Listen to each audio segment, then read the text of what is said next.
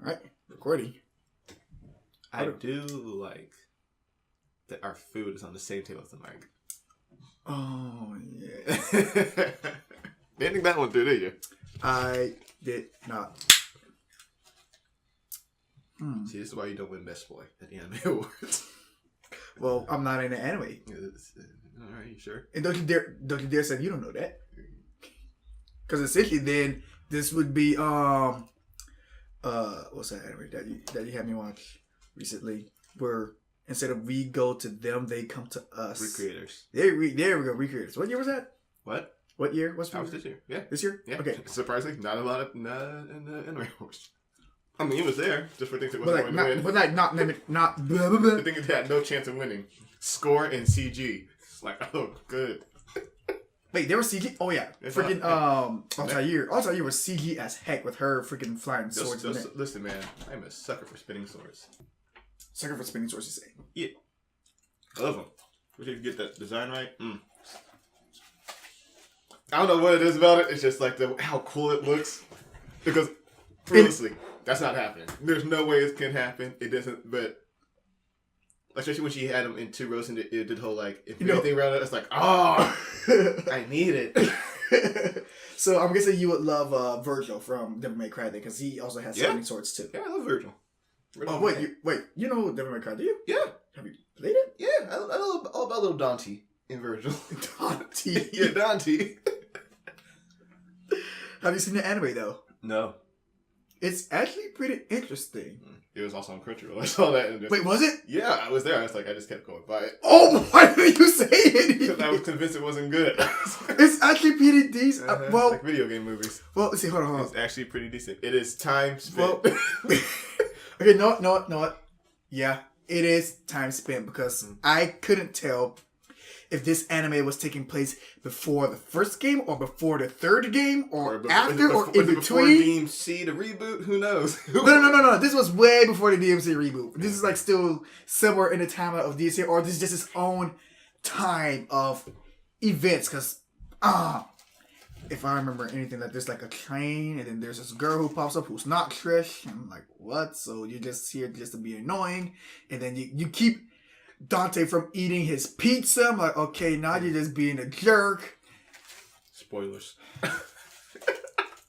I mean, like, I could be wrong. Maybe it is Trish. I don't know. But Trish already did that. Hashtag spoilers. I mean, you played the game. You saw this before. Yeah. Just saying for the viewer who has not seen the anime on our way game. It's not a spoiler. That's what some people get too wrapped up on, or what is and isn't a spoiler. It's like, if it doesn't affect the overall story, it's not spoiler. Like, well, but basically, use a example like for a different video is like how Mikasa confessed to her feelings to Eren in the anime, and people were like, "That's a spoiler. That's a spoiler." It's like, no, it's not, because you, the audience, know that, and also it doesn't really affect any of the story. It's like, oh look, these people like each other. Cool. Hey, did that stop the Titans? No. All right, it's not a fucking spoiler. It does not associated with anything there. It's like, will she eventually tell him? Whoa, I mean, you once you next time on Dragon Ball Z. You would assume, yeah.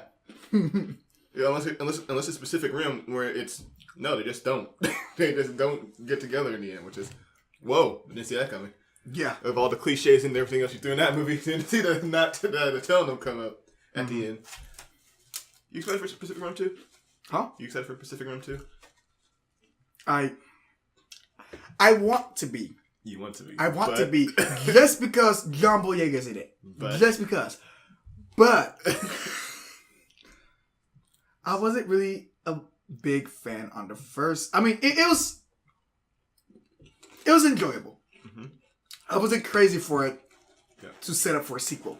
In fact, I don't even remember it ending for it to being a setup for a sequel. I don't even remember. So when it ended the way it is, like, all right, cool, good movie. Not looking forward of anything to happen. If it does happen, and then okay, cool. Good's a strong word. Good's a very strong word. Good. It's an enjoyable movie. Yeah, enjoyable. I wouldn't say it's good. The writing is there. Okay, it is there. The story is very cliche and everything, but it has some good. It got some good effects. I will say that them mechs and them monsters though. I like watching them punch each other in the face. Very, very slowly.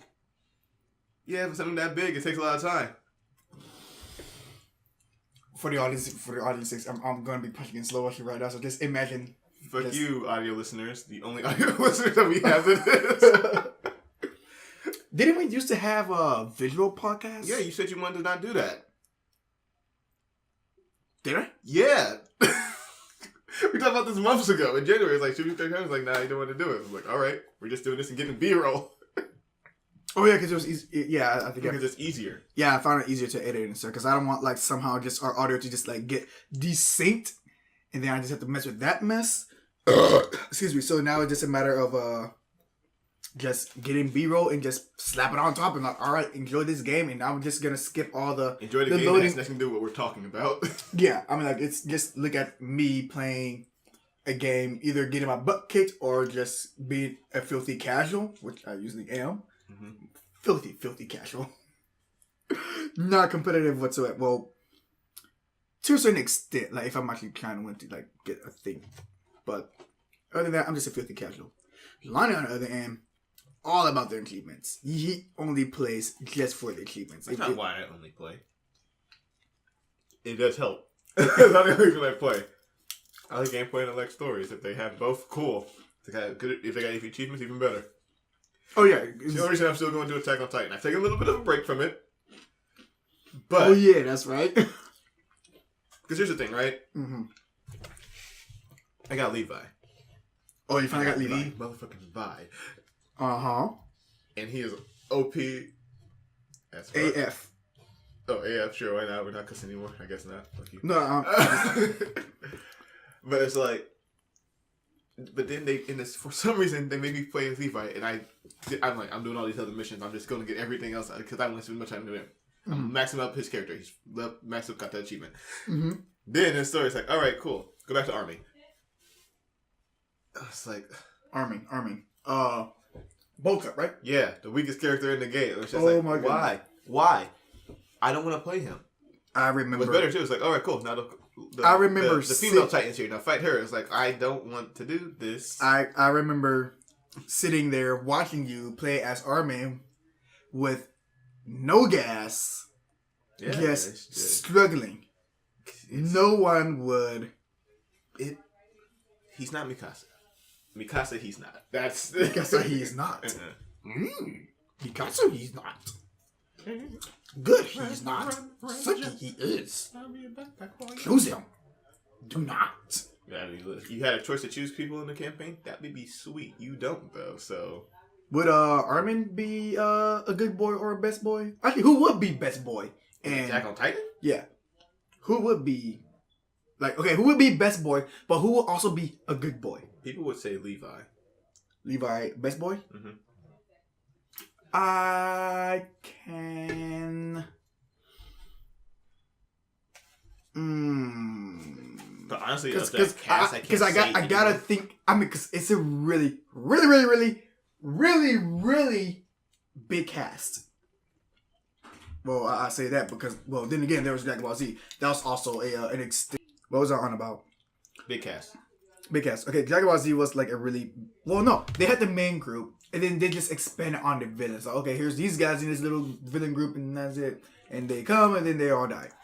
But with Attack on Titan, you're introduced to this big cast. Everyone has a name, and you remember at least 30-something% of those guys. I mean, freaking Connie. There's Sasha. Sasha is...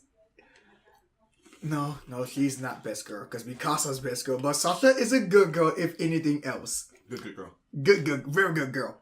Actually, no. Between her and the other girl who turns into the little shrimp, big-headed Titan. Spoilers. Ymir, yeah, her. Between those two are good girls. But I don't know which one's gooder than the other. But just for the sake of me liking Sasha so much, I would have to say that she is a good girl. A very good girl at that. Actually, she'd probably be the better girls of the two. She'd be the best girl of the two good girls. But Mikasa, without a doubt, is definitely best girl. But as for best boy, Levi,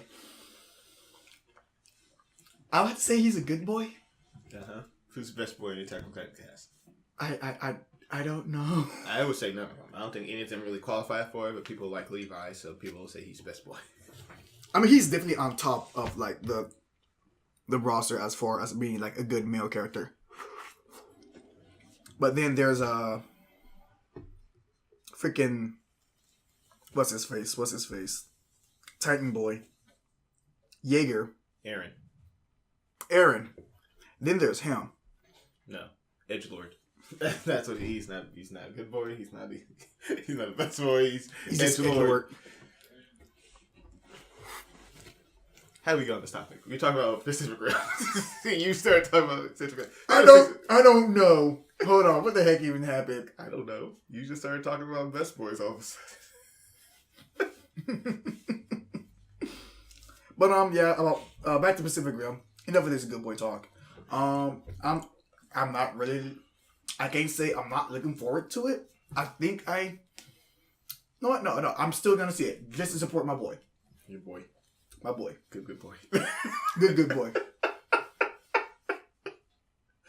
No, he actually is. No, I would have to say he is a good boy in both movies. If not best boy, he's a good boy. You think he's best boy in Star Wars? Of the recent two Star Wars, yes. The Force Awakens and The Last Jedi. He is a good boy. Mm-hmm. I would say Luke will probably... He's not a boy either. He's a man. He's the best man? I mean, so is John Boyega, technically, but that doesn't... It's not like that person has to be a boy, because Levi is also a man, like I said. Well, yeah.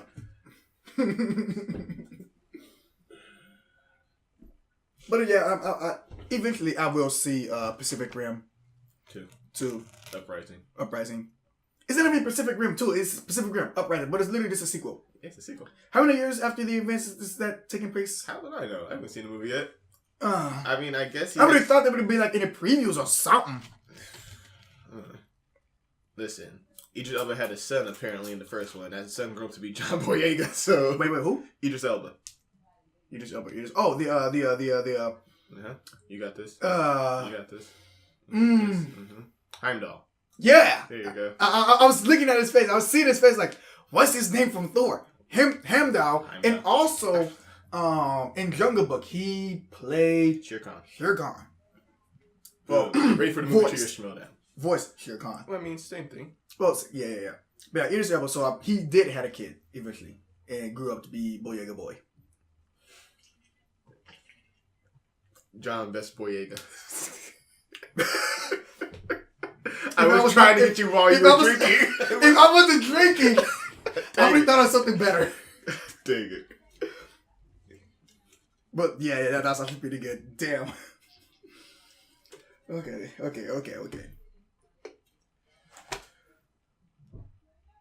We need So I have you heard of this movie called Bright on Netflix? Will Smith and the Goblin monster dude. Orc. Have you watched? Yeah. I haven't watched it.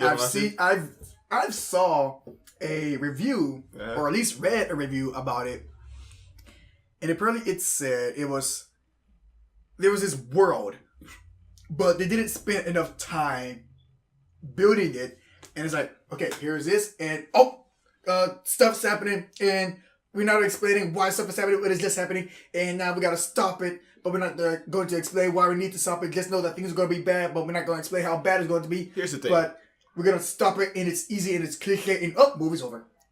So, David Ayer directed this. David Ayer. What did he do? He did End of Watch. It's really good. Fury. Really good. Fury? No way. Yeah, Tank movie. Yeah. He did that. He also did Suicide Squad. Really? Yeah. Mm-hmm. Which is why this was probably... Yeah. And I was thinking, like when leaving Suicide Squad, you hear about the studio interference. Like, okay, maybe that's why it happened. So I watched 5 minutes of this movie, and I had to stop. And I said, I had to come to a realization that maybe, just maybe, it was not the studio's fault about Suicide Squad. I kid you not. Wait, the studio? Because everyone blamed the studio for interfering with Suicide Squad. It's like, oh, we need the David Ayer cut, whatever.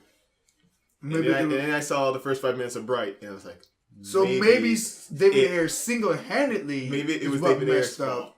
Maybe it was his fault because I shit you not. In the first 5 minutes of this film, the words are uttered. Fairy lives don't matter today. And I'm sitting there, and I'm astonished that I just heard Will Smith say that. Fairy lives. Don't. And I was like, someone sat and wrote that. No, not someone. What's his name? Freaking. Was it John Ayer? No, David Ayer. No, David Ayer. No. Wait, okay. Fairy lives. Yep. Don't matter today. Because he's a cop, right? You get it? Because it's that Max Landis is his name. Is that the whole thing? It's supposed to be the whole Black Lives Matter. When I was looking at it, like, I've not watched the movie. I stopped it. I was like, there has to be a way for me and Claire to make a video about this. There has to be some way to make a video about us watching this movie. Because I was like, oh my god, this is garbage. It's going to be great. What is up with you with just like bad things and things that's going to be like, oh, this is so awful. It's going to be good. Because you just like see the jokes coming. It's like, all right, I got my skillet, I got my stove turned on. I'm going to get my butter. Here's what I see. Going to have some good jokes today. Apparently, orcs are supposed to be black people. Yeah. But here's the thing. They're still black people. And nothing else really looks like it changed about this world. It's just like they're just other fantasy creatures just wandering this earth, but the earth itself is not changed. Which I don't understand. Like, wouldn't anything's change? I mean, like, freaking, even if you were to have like one colony of fairies, something in a nearby forest is definitely going to be changed by their pixie dust farts. Anything. I mean, we're probably have like some sort of glow in the dark. It's not like all right. There's race. No. This is legitimate. There's another species. There's other species on the something planet. Is going to change to accommodate for these species, whether they do it or our society is going to do it for them. That'd be like saying, I mean, even from like the architecture of housing, or just from the driving, or like orc passing, or heck, if I know orc school, freaking something. Yeah. So yeah, that's another thing that I was reading. They didn't spend enough time building this world. Just know that this world is here, and that's it. Something happens, and we gotta go fix the thing. I was just. And apparently, there's this big bad guy that needed to like. Spoilers. I didn't watch it, but spoilers, whatever. Screw it. Nah, I don't want to hear. I'm going to watch this. You want to watch it? No, I'm going to. No, I'm not spoiling anything. Apparently, there's this really big bad guy that's like, as bad as, I don't know, Altair, so to say. Oh, the Dark Lord. I guess so. They keep saying, like, when the movie was beginning, they had all these like graffiti things, and that was stupid too. They all kept saying like, "Oh, the Dark Lord will return" or whatever. It's like, Sauron? What's going on here? Because he kept pointing like an elf. It's like, I guess it could be Sauron. I don't know. It's weird. But yeah, this big bad guy is like, okay, yeah, you're like the ultimate destruction of like both realms or whatever. I mean, like, as big as bad as that. But this gets taken down so easily. I'm like, spoilers. What? See, that's a spoiler. No, it's not. He just takes down easily, so apparently, like, they walk in, it's like, alright, we're done. Hashtag spoilers. I mean, the reviews say it is as easy as opening and closing the door, and that's how quick it was. It looks like it. Ah, man. There's something about the lens flare, too. It's like, geez, you just get some teachings from freaking Zack Snyder or something, or what? You say J.J. Abrams. Zack Snyder doesn't use lens flare. Thank you very much. Well, he does use lens flare, actually. Yeah. But freaking Man of Steel. Lens J.J. flares Abrams for days. was more famous. Didn't have the main lens flares. J.J. Abrams was more famous for lens flare. Oh, did Abrams? Yeah. Oh. Okay. Watch the reboot Star Trek movie. You can't see shit. Good. Luckily, he toned it down for your Into Darkness, but unfortunately, also he toned down the storytelling of Into Darkness as well. Turned down the storytelling, but increased the flares. No, he turned down the flares. Also turned down the the storyteller. Apparently, those two were on the same valve. I was just about to say, like, oh, it's like the same valve. Yeah. So apparently, they're like, you know what? More lens flares. If it gives you a better story, or maybe I'm thinking about the lens flares too often to think about what they're saying. Anything but that again. Yep. I mean, like, when you got a team who doesn't know how to do CG really good, it's like, well, if you can't make that look good, then it just increases this right to the point you can't see anything, and it just looks good either way. I think he just likes it. I think he just likes the lens flare. It's like, oh, it puts it in there. It's like you're there. You can't see anything. It's like, I know that's the problem. I'm trying to see your movie and I can't see anything. Freaking The Weeknd, right? Mm-hmm. But, like, opposite effect.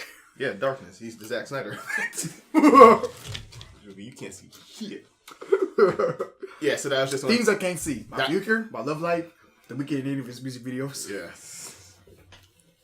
That was just one of the things. That's happened today. I was just waiting for you because you were taking forever. So I was like, I'm going to watch this movie Bright.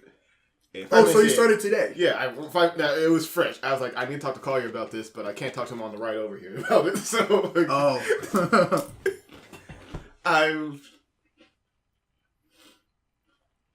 I was just flabbergasting. I want to know about this world so badly, but I have a feeling. I have a feeling it is very shallow. It is surface deep. That is literally what the review said. It's like it's as shallow as. Here's the world. There are orcs and there are fairies and there are elves, and that's it. That's the world. Nothing else has changed. That's it.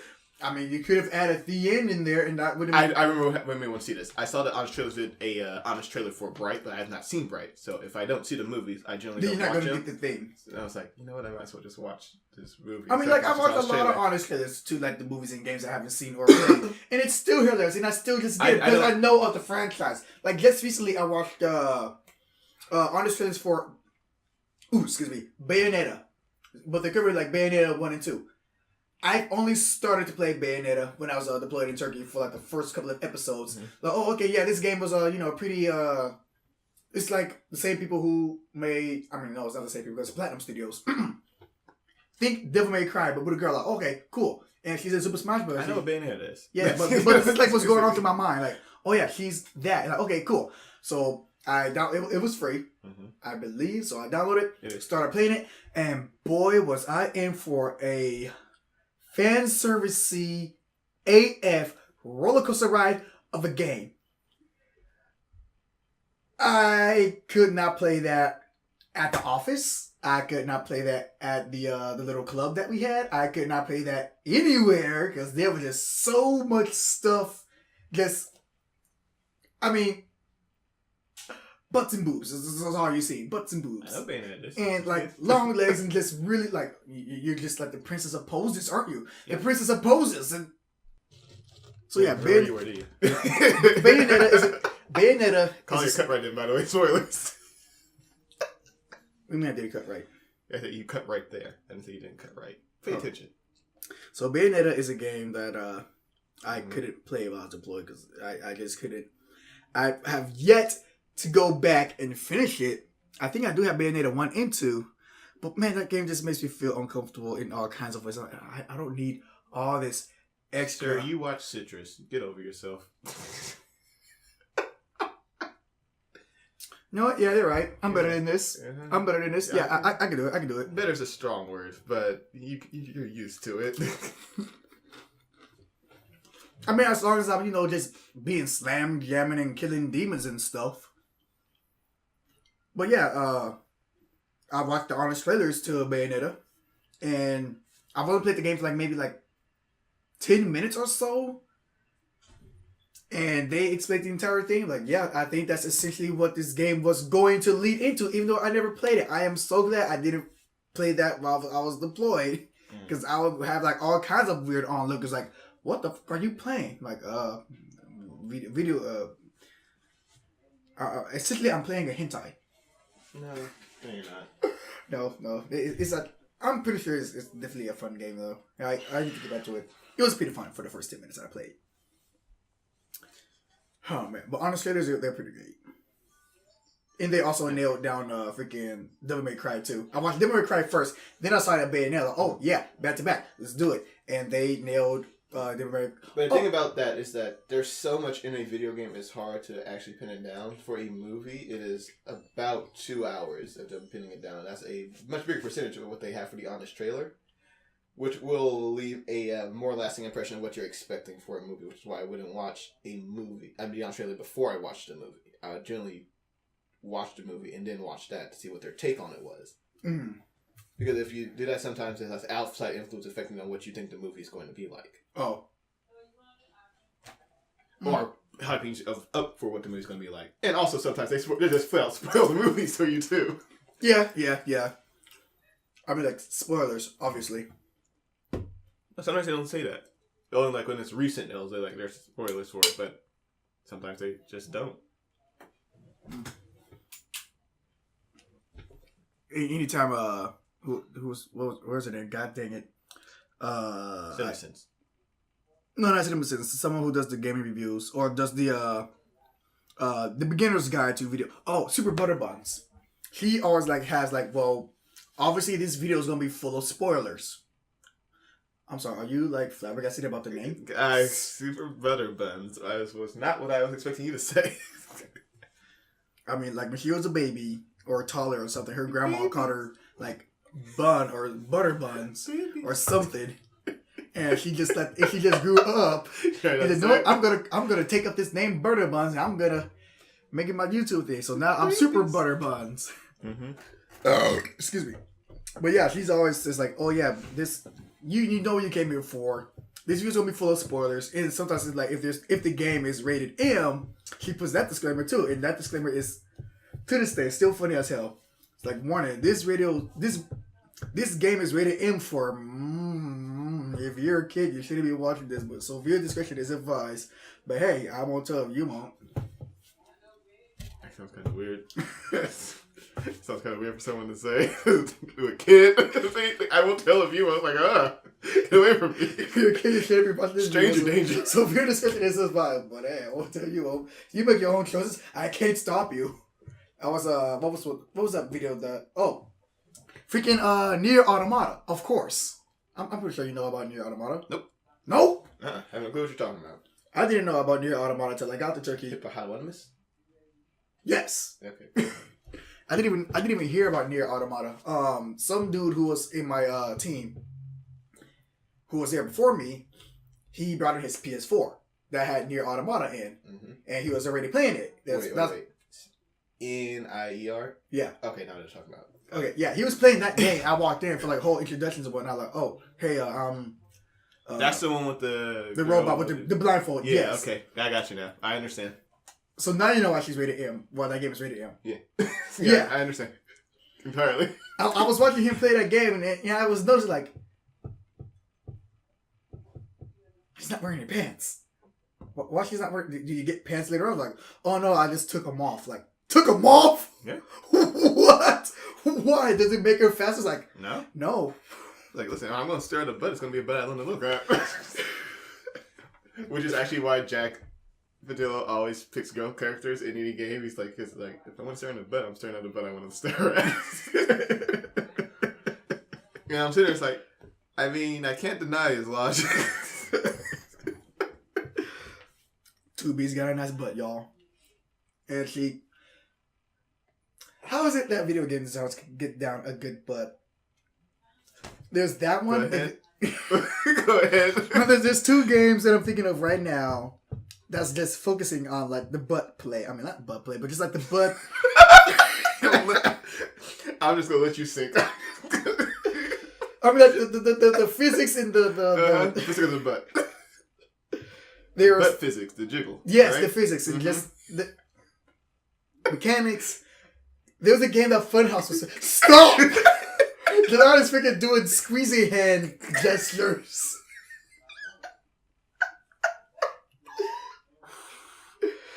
But Funhouse was playing. I think the game was called like Mass Zodi. Effect. Huh? Mass Effect Andromeda. No, it's not Mass Effect. It wasn't Mass Effect. It definitely wasn't Mass Effect. Not Andromeda, at least. It wasn't Andromeda, but no. It was. I think Lars. Was his name Lars? No. Who? Lawrence? Lawrence. I was like, what is Lawrence? What? What's Lawrence's last name? Sontag. Sontag. Okay. Yeah. Then what the heck did I get Lars? I have no clue where you got Lars from. Heck if I know. But anyways, he was playing the game, and it was. I think the game was called. I think the game was like Zodi. It's this android girl who's got curves for days and just a shelf that could hold like 2 tons of books. It's a big shelf. Well, it's pretty strong. It's pretty big boobs and a big butt. Oh, that's what you meant by shelf. I got you. Up here, that's my favorite box. It's a third-person game, obviously. Of course, I mean, and even if it's first person, you're just looking down the inside. boobs, but no. Obviously, the game is in third person, so the first thing you see is Booty. She's in a one piece unitard, and he's just playing the game like, okay, so that's how she walks. Of course, that's how she walks. I mean, all the sways, right, and whatnot. And then, okay, so this is how you crawl. It's like a reload. Like, oh, we're crawling now. And of course, what the camera do? Zoop, and just really, really close. Like, all right, that's pretty fan servicey. And then the next objective, ladder. I mean, you jump down, and then you gotta go up a ladder. And what does the camera do? Zoop, right up in there. I'm like. Of course, Lawrence, he's enjoying this. Yeah, like I said, of course he played that game. And then he freaking asks, who was it? Elise, like, hey, is this how women climb ladders? And she's like, yeah, that's exactly how we climb ladders. Like, okay, cool. Confirmed, guys. Oh my god. So is that one just superimposing? At least Nier Automata is not as superimposed. Sure. But it's just the fact that you could dress her down to just that is, I'm guessing it's like a little teeny tiny nod to like for the fan service or whatnot, but still. It's a thing. I can't think of any other games that's just like as detailed as that. Wait, no. you can think of one. What? I know you. Mass Effect 2 with, what's her name? Miranda? Oh, wait, you just mean like where it just focuses on butt? I mean, not focus on butts, but like you just somehow, for some reason, it's just like extra detailed down to the way it walk. I mean, it moves when they walk. Oh yeah, that's definitely Miranda there. There's quite literally, listen, Mass Effect, one of my favorite franchises of all time.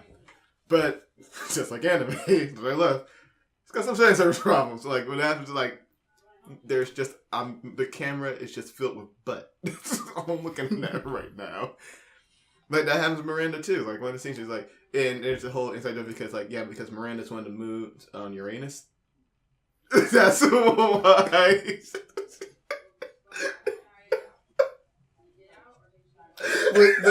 Wait.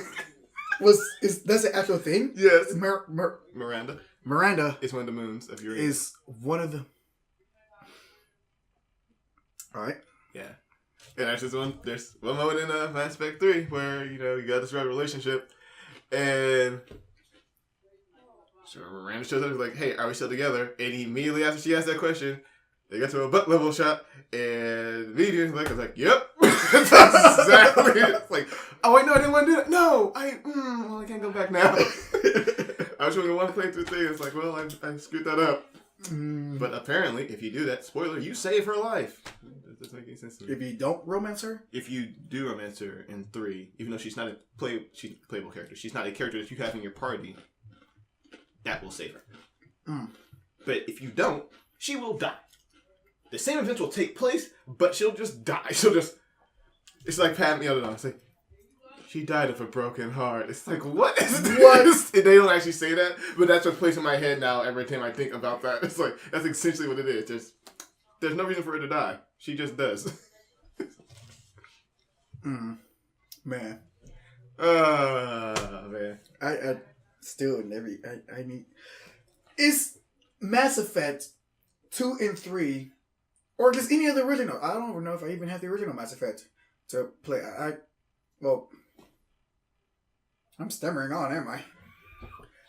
I don't know if I ever even want to go back and just play Mass Effect 1 through and 3 all over. I know they're good games. And I think 2 is better than 3, but 3 is... You haven't played them. Huh? You haven't played them. You haven't played them. I've played the first one all the way through. I've played 2... BS, where's your achievements? I played the first one all the way through. I'm looking it up right now. I finished it before I went to boot camp. Uh-huh. I remember that. Where are them achievements?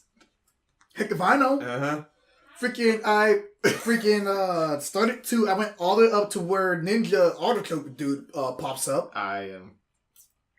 Quit it. BS. Why do I have to sign in? I remember because I didn't I borrow the games from you. What? Didn't I borrow the games from you? Yeah, you didn't finish them. I still got them back yet. Wait, what? I still have them back. You never finished them. I don't got them no more. I wish I knew where my games were, guys. Hey, Wombats, if you can help me find my Mass Effect copies, that'd be swell. Are they all backwards compatible? Yeah. That's how I was able to play them again, but also I had EA Access for a time, which I forgot I had EA Access, which is why I had all of them. Oh. Because I do remember, like, N7 or November 7, you could get all of them for, like, free or something? Or? Yeah, but that was for, like, the EA Access thing, apparently. Which I didn't know, because I forgot I had it. So I was just telling people, hey, you can get them for free. That was it. Okay, wait. Explain to me how this EA Access works again. So it's only on their EA games. Yeah, because EA owns them.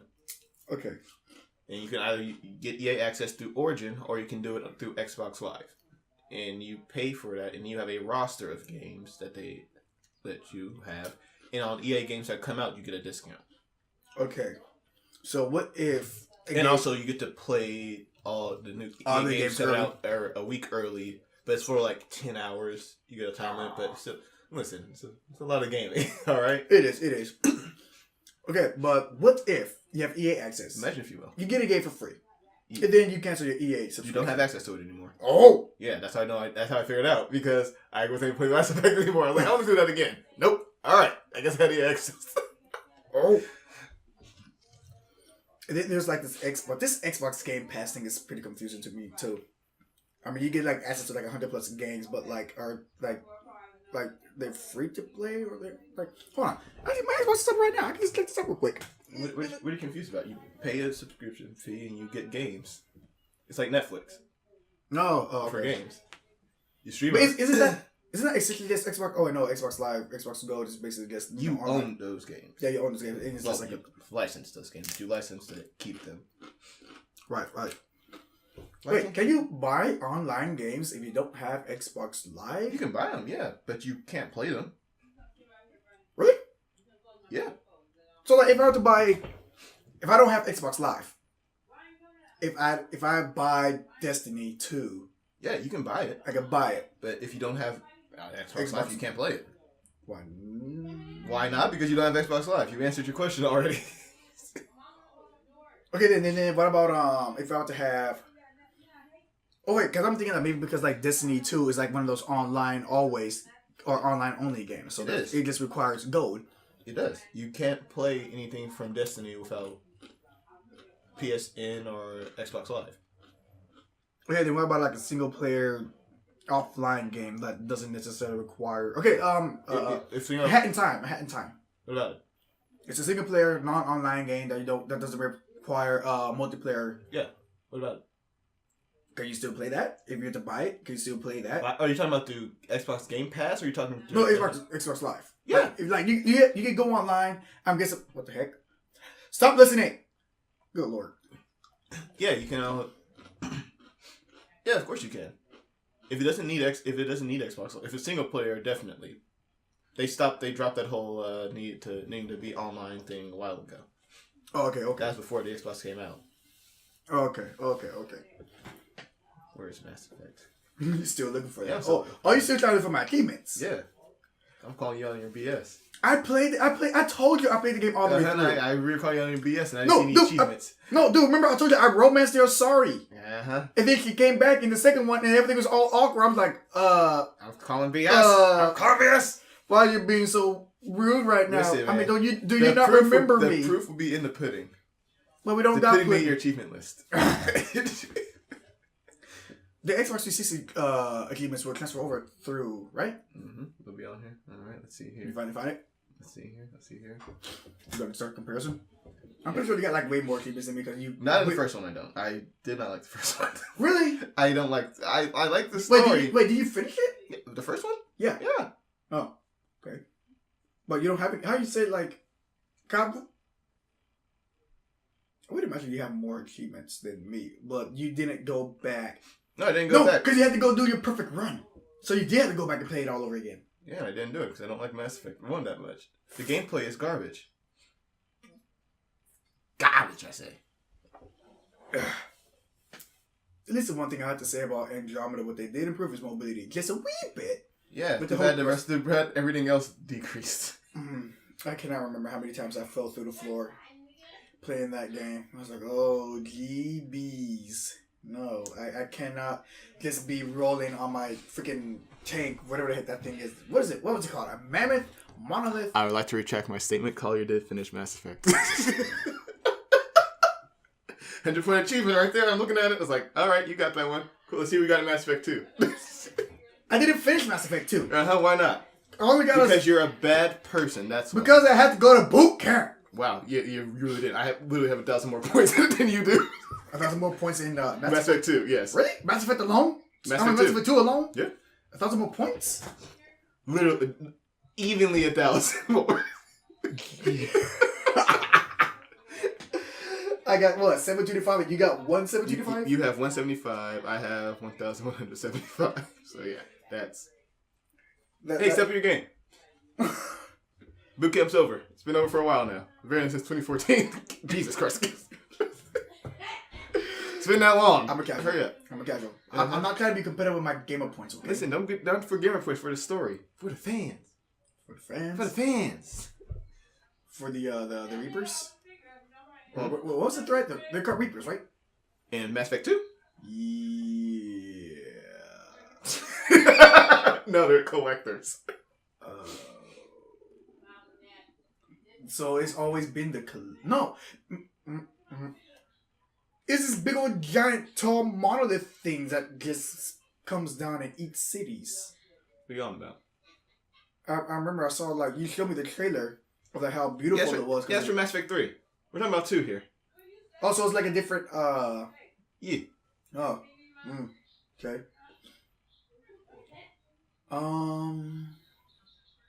I have 6 more achievements to get in Mass Effect 2 before I 100% it.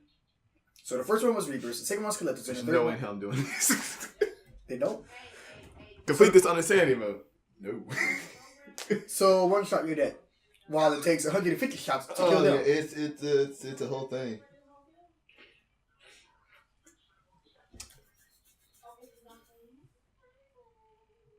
Complete the game on insanity difficulty without changing difficulty. Without changing. No. Yeah, so start on insanity, and that's it. Hey, what would be like your greatest achievement that you're proud of? Man, I mean, the Mile High Club one I was proud of for a very long time. That Call of Duty. It was a grind to get that achievement, but I finally got that. I was like, yeah, I felt awesome. I was on top of the world. And then? I'm not sure. Nothing really felt like that to me because I don't know why. But like Call of Duty 4, I just connected with it. Like I have to get all these achievements, and I did finally. It's just the collecting ones. Do you get an achievement for getting all the achievements? No. In certain games, you don't. In some games, you do. In this one, not so much. Attack on Titan, you do. Which one of the reasons I'm trying to get it. I really think of the day one Xbox One achievement I'm pretty proud of because no gamer points though. And it's not about the game points, it's about the achievement. We're doing by points. Yeah, I'm proud of completing Mass Effect. That's 100 points right there. It's simple. I think I have to say my proudest achievement would probably lie between Halo Reach, Halo 5, or Bungie. Bungie? I mean, Bungie? Destiny, I'm sorry. I was like, what happened there? Destiny 1. For Halo Reach, I think it had to be do the entire campaign. Wait, was it the entire campaign or was it the last? It was the Mind of Your Sins, right? All the entire campaign on Legendary. Yeah, I did, but solo, right? Solo. Yeah, I did that one too. And after Reach, I said never again. They had that in 4. I was like, No. I'm not doing this. You're not fooling me. I've done it for every other Halo after that. I'm not doing I had to. I'm not doing like, no, I've done it with Reach. I can do this again. That's actually one of them. Because that took me so long. And I hate Reach. I don't like it anymore because that achievement. That game beat me to the ground. No, it was all about finding out which weapons was the best against the enemy. You know what? I don't like them because it's freaking DMR. It's like, you need to DMR for this one. It's like, no, I don't like the DMR. You have to learn to love it. No, I had to learn to use it. I had to learn to understand that the DMR works best for unshielded enemies. Mm-hmm. And if I'm going to use a DMR and I have no choice for Sengeli, I gotta be quick. 1, 2, 3, 4, 5. 1, 2. And I had to be quick. Every time they would always duck out the damn way. Every time you see a shield pop, it's like, oh, I got you. It's like, and you're behind the rock. It's like, no, and then you're getting shot. And it's like, you make the most simplest mission, the most hardest thing in the world, and I hate you for it. Ammo is never anywhere to be found. Oh boy. Okay, so yeah.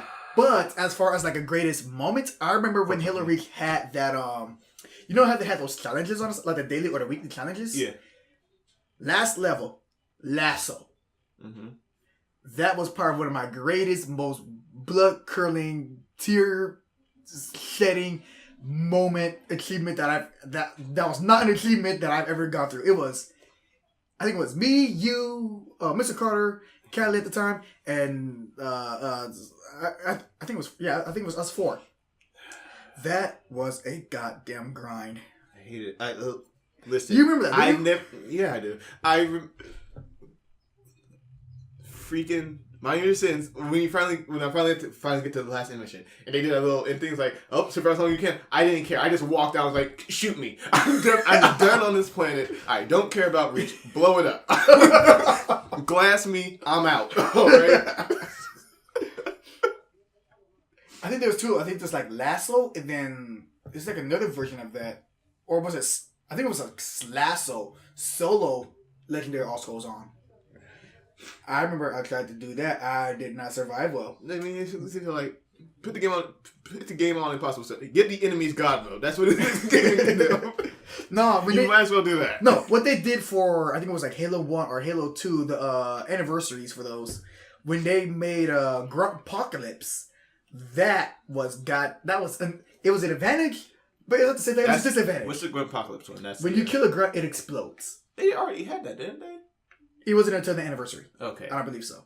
I didn't remember that, but I definitely had that before. Something close to it, like just maybe more explosives are around or something. I don't know. But yeah, it was Grunt's birthday party. No, not that one. There was another one like I don't know. I'm probably misremembering things, but I remember the Grunt Apocalypse thing. It's just like something's like okay, I can shoot them and they're all cool, but then there's always like those grunts that run at you, and when they blow up, and it's or they're too close to you, it's like I can't shoot you because you're going to kill me. So yeah, I need to run. I'm running, but there's no sprint in this game. I remember when I first discovered that when me and Callie was playing Anniversary for the first time, and she turned on Grunt Apocalypse. I did not know.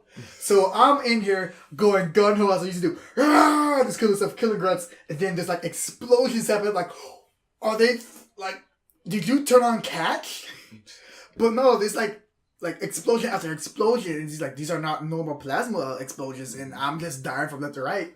And she's over here laughing her ass off. I'm like, what is going on? Yeah, like, oh yeah, there's this skull called Grunt Apocalypse. Like, what's Grunt Apocalypse? Do they come back from the dead? Like, no, they explode in a fiery blaze of gloriousness and grunt methane. I'm like, oh. Alright, cool. I got this. So I'm shooting them and they like I just hear them blow up and like they kill others in like a chain of explosions. Alright, cool. Because now I can shoot them from afar where the enemy's at. And it's basically shooting off like this own detonation minefield and whatnot. Like, okay, cool. But I immediately forget that it's turned on when I see a grunt like, haha, and they run at me like, oh, I got you. Dead to us. Boom. Dead. Alright. Plasma balls, they explode. But then at that moment I think, fuck, because you're right there, you're gonna kill me. And there's nothing I can do about that. And it was a good time and it was a bad time. So, but I love it. It was great. I wish they would. I'm not sure if they brought that back in Halo 2 Anniversary. No, they brought in the what was it that plasma cannon. Like it replaces your regular ammo. The Scarab gun. The Scarab gun. Yeah. Which was already in Halo 2. It was a it wasn't the skull, but there was a an actual weapon that you pick up. Yeah, it was in Numbasa. What you have to do is you have to get a Banshee on. Remember that bridge where you had the Scorpion? Yeah. You have to get a Banshee to follow you. You have to make it follow you through the tunnel. But the problem is, Banshee don't fit in no tunnel. So you gotta start trying to break off pieces of it, which was really difficult, by the way, because it's still hostile to you. He was like, I need you to just get this part so I can jack you and then go fly up somewhere, go onto the roof, and there's a Scarab gun. Rest of the mission, a breeze. But it's so hard to get that thing through there. That is... It doesn't fit. It doesn't fit. You can accidentally blow it up multiple times. Oh, jeez. What were they thinking? I mean, it was an Easter egg. Listen, you were able to do it. I've done it. It's just, God. I didn't do it in Anniversary because I guess you didn't need to, or... For some reason, it seemed much more difficult than Anniversary did in Halo 2. But maybe that's... Well, Halo 2 was actually... Maybe because Halo 2, because I had much more time to do things, and as an adult, it's like, I gotta go meet people at the bar. I'm about to go hang out, and I'm still trying to get this goddamn Banshee in this tunnel. I've been here for like an hour. Well, Halo 2 is like... Halo 2 definitely had a difficulty spike from Halo 1, like... easy, and then normal, then heroic. That's when things start to get like a little more complicated. And then legendary is like, please kill me now mode. Just freaking shove your fist down my throat and just rip my spine out. Mortal Kombat style. Difficulty hard. And I probably never, I could possibly, but I probably won't for a very long time get that achievement. I've done it for every other Halo except for Halo 2. Halo 1, cool. I did it. I'm proud. Ain't mine all your sins? The solo one? Yeah. Solo, legendary for Halo 2, all the way through. I even tried it with the Scarab skull on to just make everything a breeze. But I still can't do it because these jackals, man. One shot, they kill you. At least in Halo 2 and all the other Halos. If they shoot you, all your shields go down. And that's your warning shot. Like, hey, take cover. No, with jackals, 2 of them shoot you at a time, and that just counts for, the 1, 2, and you're dead. Or, for some reason, just the one shot, and you're dead. And it's always like a memory game. Okay, so, I can kill them there, which is going to make this jackal move over here in my field of view. I can shoot him, but that jackal over there is going to either do this, or either do that, or doesn't do a thing at all, which forces me to go out in the field of their view, but I can't see them, but they can see me, which doesn't make sense. They're shooting through the rock that I can't shoot them at. Yeah. It's just, But also... Game's hard, man. Huh? Game's hard. The game is hard. But also, it's an illusion of difficulty, too, because it... No, it's no illusion. It is quite difficult. Well, it is pretty difficult, but it has you requiring to do a whole lot of ducking cover maneuvers. It has you doing this a whole lot. For the sake of the audience, I'm moving back and forth behind cover, shooting, going back to cover. Well, he's not really. He's mimicking doing that. There's no actual cover for him to take place. I'm mimicking doing that. But no shooting in the other Halos, you do that a whole lot less compared to Halo 2's legendary difficulty. And that's what I've noticed across the other games that I've been playing. Like, that's... And plus also the ammo that you pick up, it gives you less than normal. And it takes longer for you to kill the enemy, unless they're unshielded, then just shoot them in the head and they're done for. That's when you scrap a game and redo it in 6 months. So that's what happens when you scrap a game and redo it in 6 months. Well, you just spike the difficulty. Sometimes they just we got those stuff in there. You don't know. It's like, hey, so that story's kind of like sometimes. How hard was this game? Yeah, I don't know. Should we I think it was this, or I think it was a little bit harder. No, I thought it was harder than that. Okay, yeah, I think it's that hard. I'm sure if you know, there's a lot of coding problems with Halo 2 when it came out. I don't remember playing Halo 2. I don't. Because my first Halo game was actually Halo 3. Really? Yeah, at the game club. That was my first Halo game. Because I never owned an Xbox. I've always had a PS2. Stop listening. Yeah, that's what you're missing out on. But I did understood the hype. I mean, I was hyped even though I didn't have an Xbox. Like, this game that came out on the on the box of X came out, and okay, that's pretty cool. Oh, it has Maybe a Xbox. Stop. This gaming console that I don't have, it came out with a sequel, and apparently you have dual wheel. Okay, cool. They're making progress. Good for them. I would never know because my mom was never gonna buy that console for me. They nearly fell into the Devil May Cry 2 trap. You can duel. You can jump on walls. Can't do that in the game. I mean, at that time, all I had was my PS2, my Nintendo 64, and my Super Nintendo. I'm sure about that Killzone. Killzone? Nope, never mind. Cool. That was the first person shooter for Sony's side of it. Oh, shoot. I wanted that. Oh, yeah. I wanted that game. You didn't get it? No, my mom wouldn't let me because it's rated M. Man, Killzone. That was a... Was it a thing? It was time spent. Listen, you don't know good things when you're young, all right? You think it's awesome, and then you go back and look at it, it's like, this game was garbage. I mean, like, going back and... I mean, not going back, but like watching Funhouse play these demos of games that were, you know, blockbuster titles back then. Like, they were playing, what was it? Something about like a time manipulation game where like you slow down time or... Quantum Break. No, it was before that. Did you finish Quantum Break at all? Yeah, I did. I never did. I don't know why. I was so high on the game. I was like, this is awesome. And then I just stopped playing it. Dude, freaking Zavala's in there. Yeah, the Arbiter's in there. Wait. The Arbiter. Keith David's not in there. Yeah, you're right. Who else voices that guy? Or what else is he in? Voices one guy. All the voices for one guy. No, I mean, because like it blew my mind when I finally found out that the dude in Quantum Break was also the voice of Zavala. I'm like, why is his voice sound so iconic right now? You should watch the show called Fringe. No. I said you should watch the show. No. Like, all right, cool. I mean, he's in that too. But if you don't want to, that's on you. But no, Quantum Break was. It was really. It's an ambitious game. It was really good. Confusing attack as boy time travel. Every time there's something that's dealing with time travel with a linear spectrum, where it doesn't deal with the multi-theory, it's like no, you can't do that. Because eventually when you go back in time to prevent the thing from happening, you eventually become the reason why the thing falls into place and ends up exactly where you left off or what you tried to prevent. Spoilers. You cause...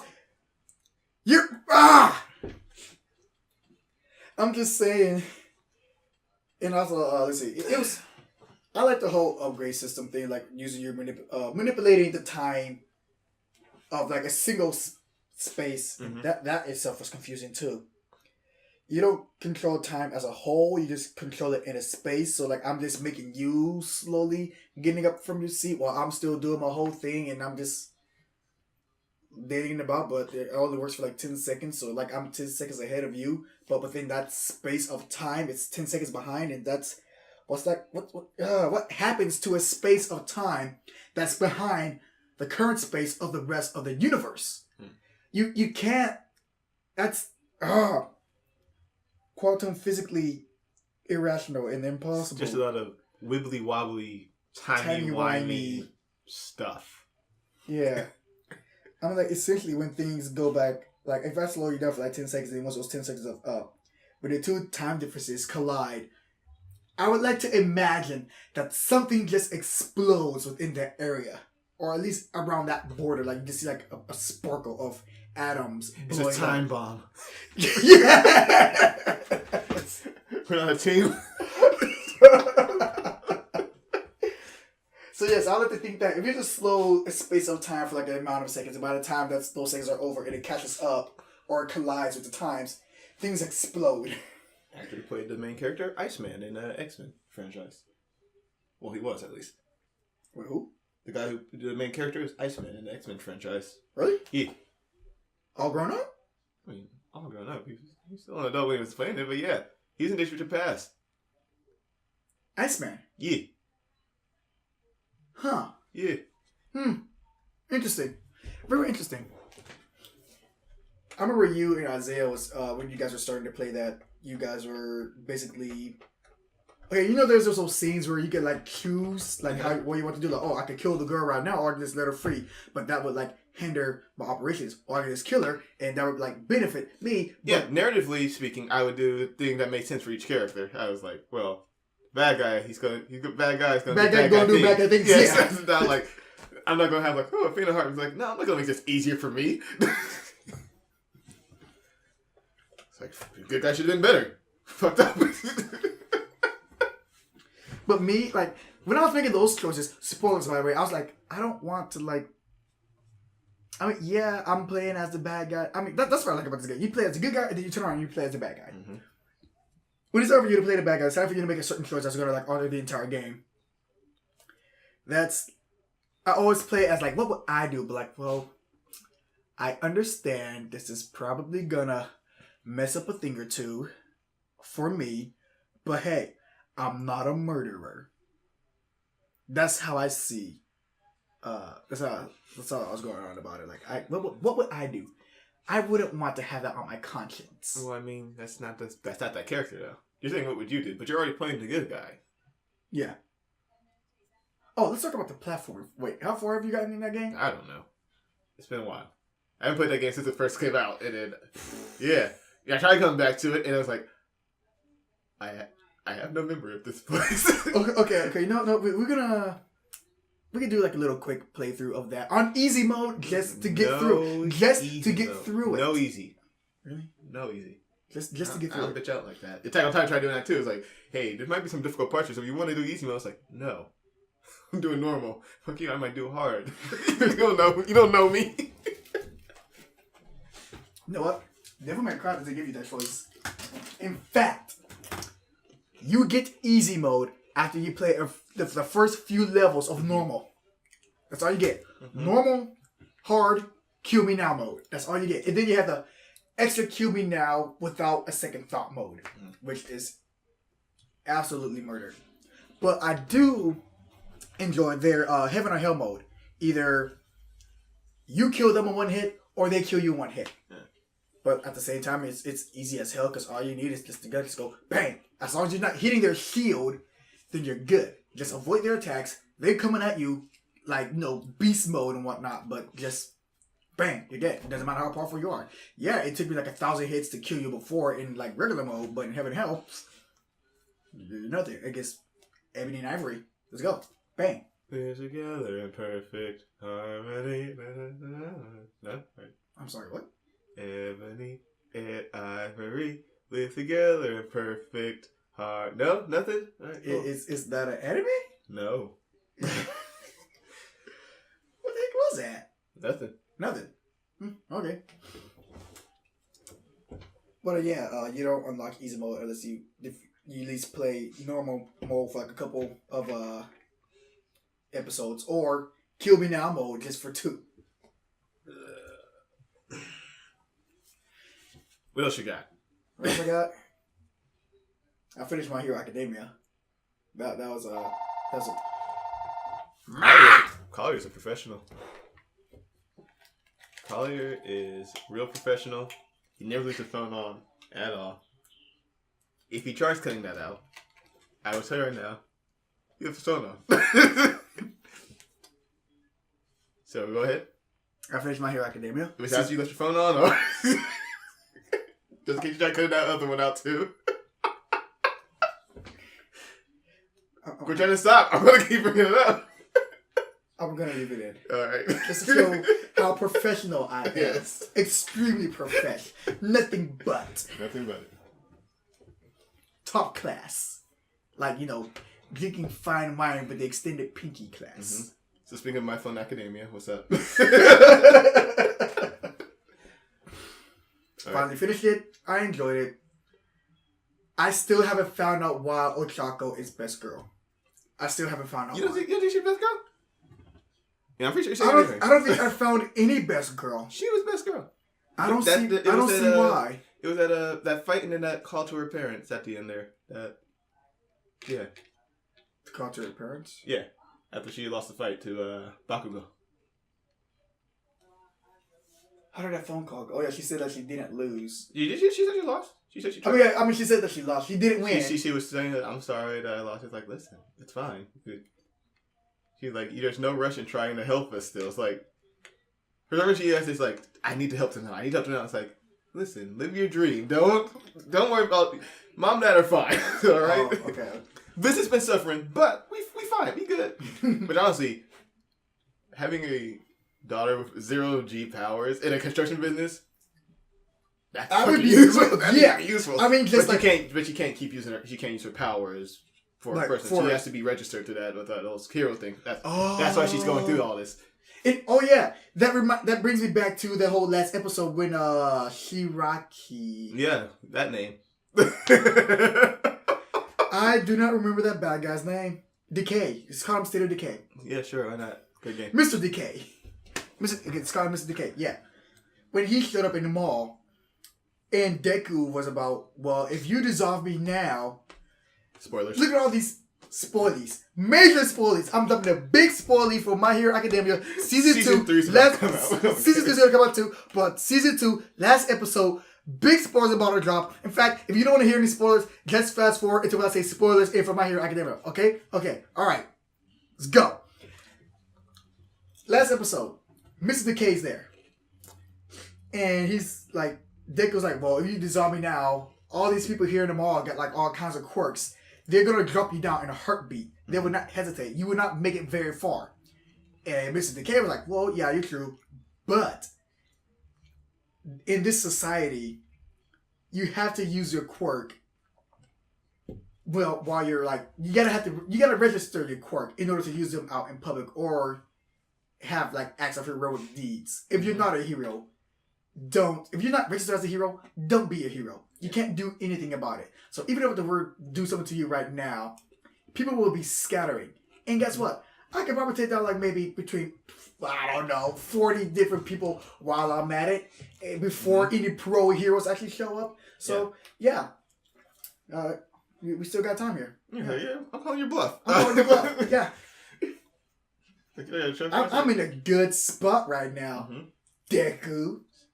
Like, what do I care? I'm a villain anyway. I was going to get registered. Yeah, that's the whole thing. Yeah, he made a really good point. Like, oh my god, no. Well, I mean, which is why they got in trouble for the whole Stain thing. Huh? It's why they got in trouble for the whole fighting Stain. Because they weren't supposed to be doing that. That's right. Because he was doing that straight person. He wasn't with the person he was supposed to be following. None of them were. They all left immediately. Yeah. And yeah, he was using it for a selfish intent, which is exactly what Stain was like. Oh, okay. And Stain's thing like, well, true heroes defeat evil for the safety of this whole society, not for any selfish deeds of like, oh, for fame, for popularity, for demands, for the glory. No. For the fact of keeping the society safe, because I know I can do better for the society, and to keep evil down and put them in their place. And there's only one person who can do that, which is Almighty. And he does it with a smile, without any hesitation, because that is his duty, and that is what he believes, and he is the absolute true symbol of peace and justice. He is the only one who I would feel honored to be taken down by. I'm going to put up a fight, yes. But if I were to be defeated, I would be absolutely honored if it was by his fist. Yes, which is also why the reason he does not kill Deku. Because Deku reminds him of all like, because Deku is there, he's like, well, he wanted to do it immediately. He's like, I'm here to save you. It's like, all right. You know what it means to be a true hero. He's like, well, you on the other hand. He has a chance to run too. And it's like, well, I can't leave you here. I have to interfere where I'm not wanted. So I will fight until someone else gets here. It's like, all right, this kid, like him. All right. You're a good boy. You live today, but not after, I play with you just a little bit. It's not like he's really trying to disable him, and then he starts getting thrown off because Deku can recover faster from his quirk. Yeah. Thanks to that blood O type. Which, did you now get like, oh, that's why they're showing the blood types in there? No. Most animes do that. JRPG anime games and whatnot, they always show a blood type. I thought they were just like fun facts. No, it's not just a fun fact too. Okay, my partner, let me see what I was saying. I'm sorry. I thought that's why it was just like a fun fact or anything because they all say like what food they like. It's like that's kind of weird. But then it's like, oh, his quirk is blood related. Like it's like so. There's going to be some sort of difference in the blood types, and I didn't notice that because they showed this before. I didn't see it. I only saw Ida's. I didn't see that his was O. It's like no, I saw Deku see his was O. I'm like, yeah. So I wasn't sure about it, and then it's like okay, cool, because O's are they're universal. Yeah. Universal Okay, but they didn't go to the whole negative and positive thing though. No, it just like they just said A, B, O. It's like it's a negative or positive. It doesn't matter. But like I do remember, like I watched a thing on YouTube about like why do Japanese games share the blood type within characters.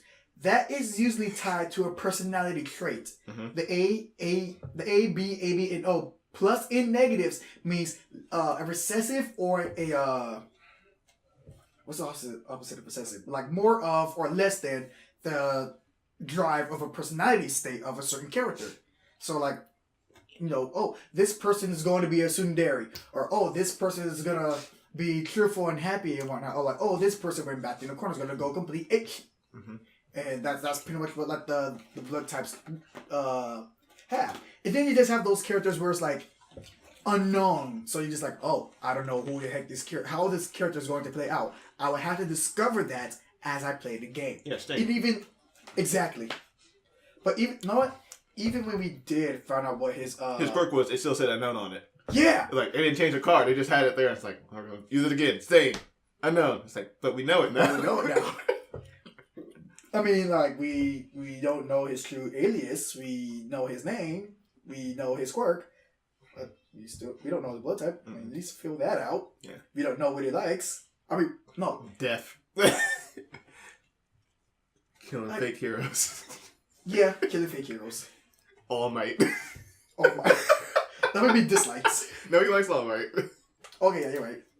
And also, another reason why Stain is a good villain, because he inspires both heroes and villains alike. He lights a certain fire within them. Like, okay, so this guy has a belief, a cause, and he gives off an impression that is bone-chilling, but it's also the same pressure as All Might does with his whole sense of justice. Mm-hmm.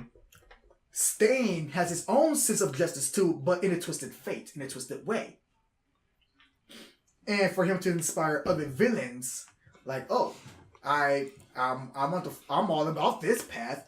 I want to be just like Stain, just as any other person with a quirk wants to be. You see, it's a weird like thing. All Might. It's a weird thing. It's like sometimes, like he's a villain, but sometimes like, I mean, is he though, or is he an anti-hero? Because let's see. No, because wait, no. He's definitely an antagonist. He is definitely not on the hero side. He's not on the hero side. But then sure. again, he's also not on the villain side because he's like, he was going to kill them. It's like, wait. Before you do that, before you kill us, maybe we help you out a little bit. It's like, what are you talking about? It's like, I mean, we could get you this. Whatever. Let me go.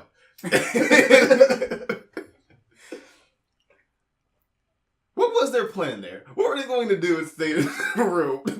They had no information on this guy. They just needed someone who... This guy is killing heroes. We need some help. It's like... They just needed someone who could take down heroes like dropping flies with a flash. They had no clue. They knew where he was, and that was about it. They had no idea what his quirk was. They didn't exactly what he did. They ran in blind, and he could have ended the whole show right then. Yeah, he could have. He definitely could have.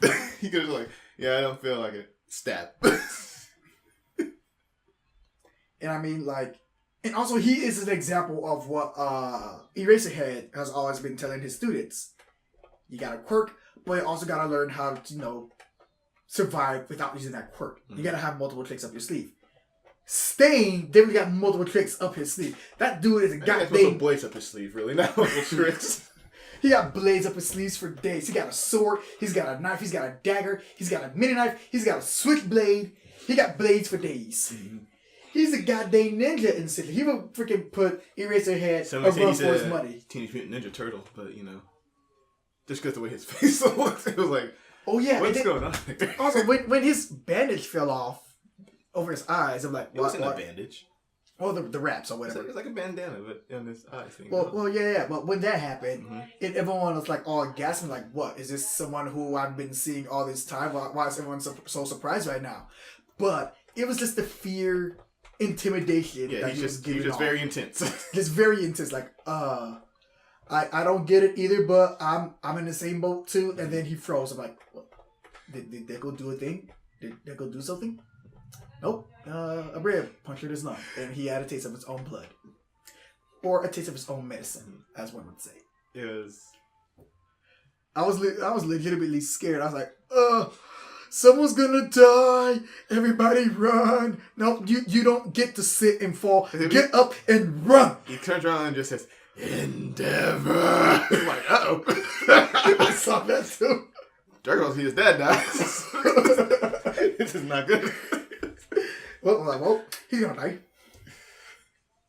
But no, like, his quirk is physical. You have to shed blood and physically lick that. Mm-hmm. He has to ingest the blood. He has to ingest the blood. Mm-hmm.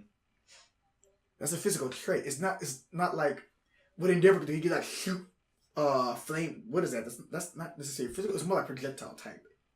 He doesn't have to be close to get a hold on his enemy. He can use it to his advantage, such as climbing up walls, building the walls, and using those as symbols. By the way, that was pretty badass.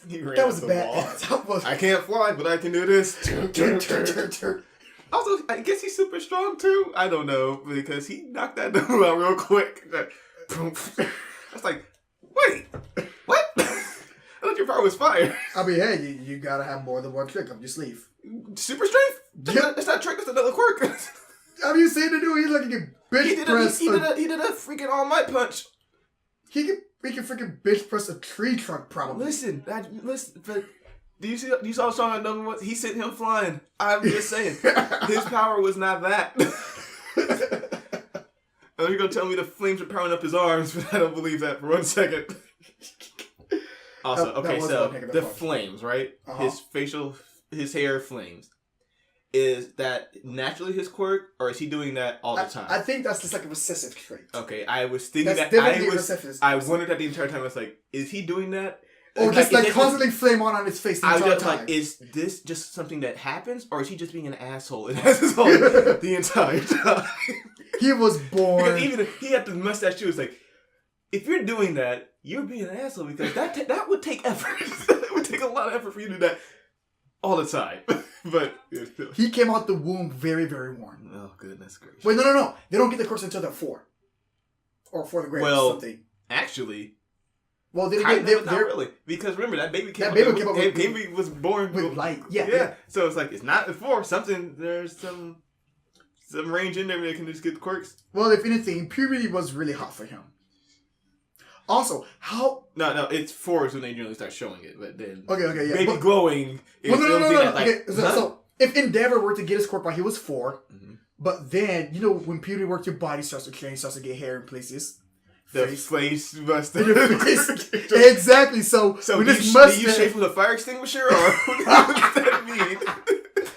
I'm wondering, like how is this, like, when his mustache was first coming in, is it just like, poof, flame, or is it like... When he was 4, his mustache came in, it was just fire.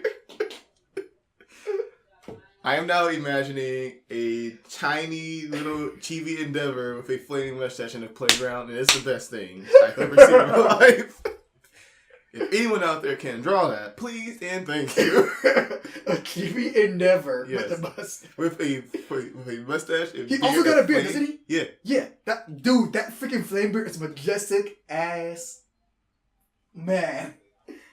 AF. Majestic AF. Collier is trying to keep it PG-13.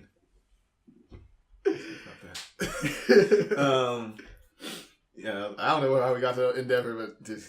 No, because freaking Stain found Endeavor. That's what happened. Right. What else? What else you got? Let's see. Moving on topics. Excellent segue, Jelani. I enjoyed My Hero Academia. I cannot wait for season 3. Well, I am pretty sure... It's in a month. You don't have to wait that long. Okay.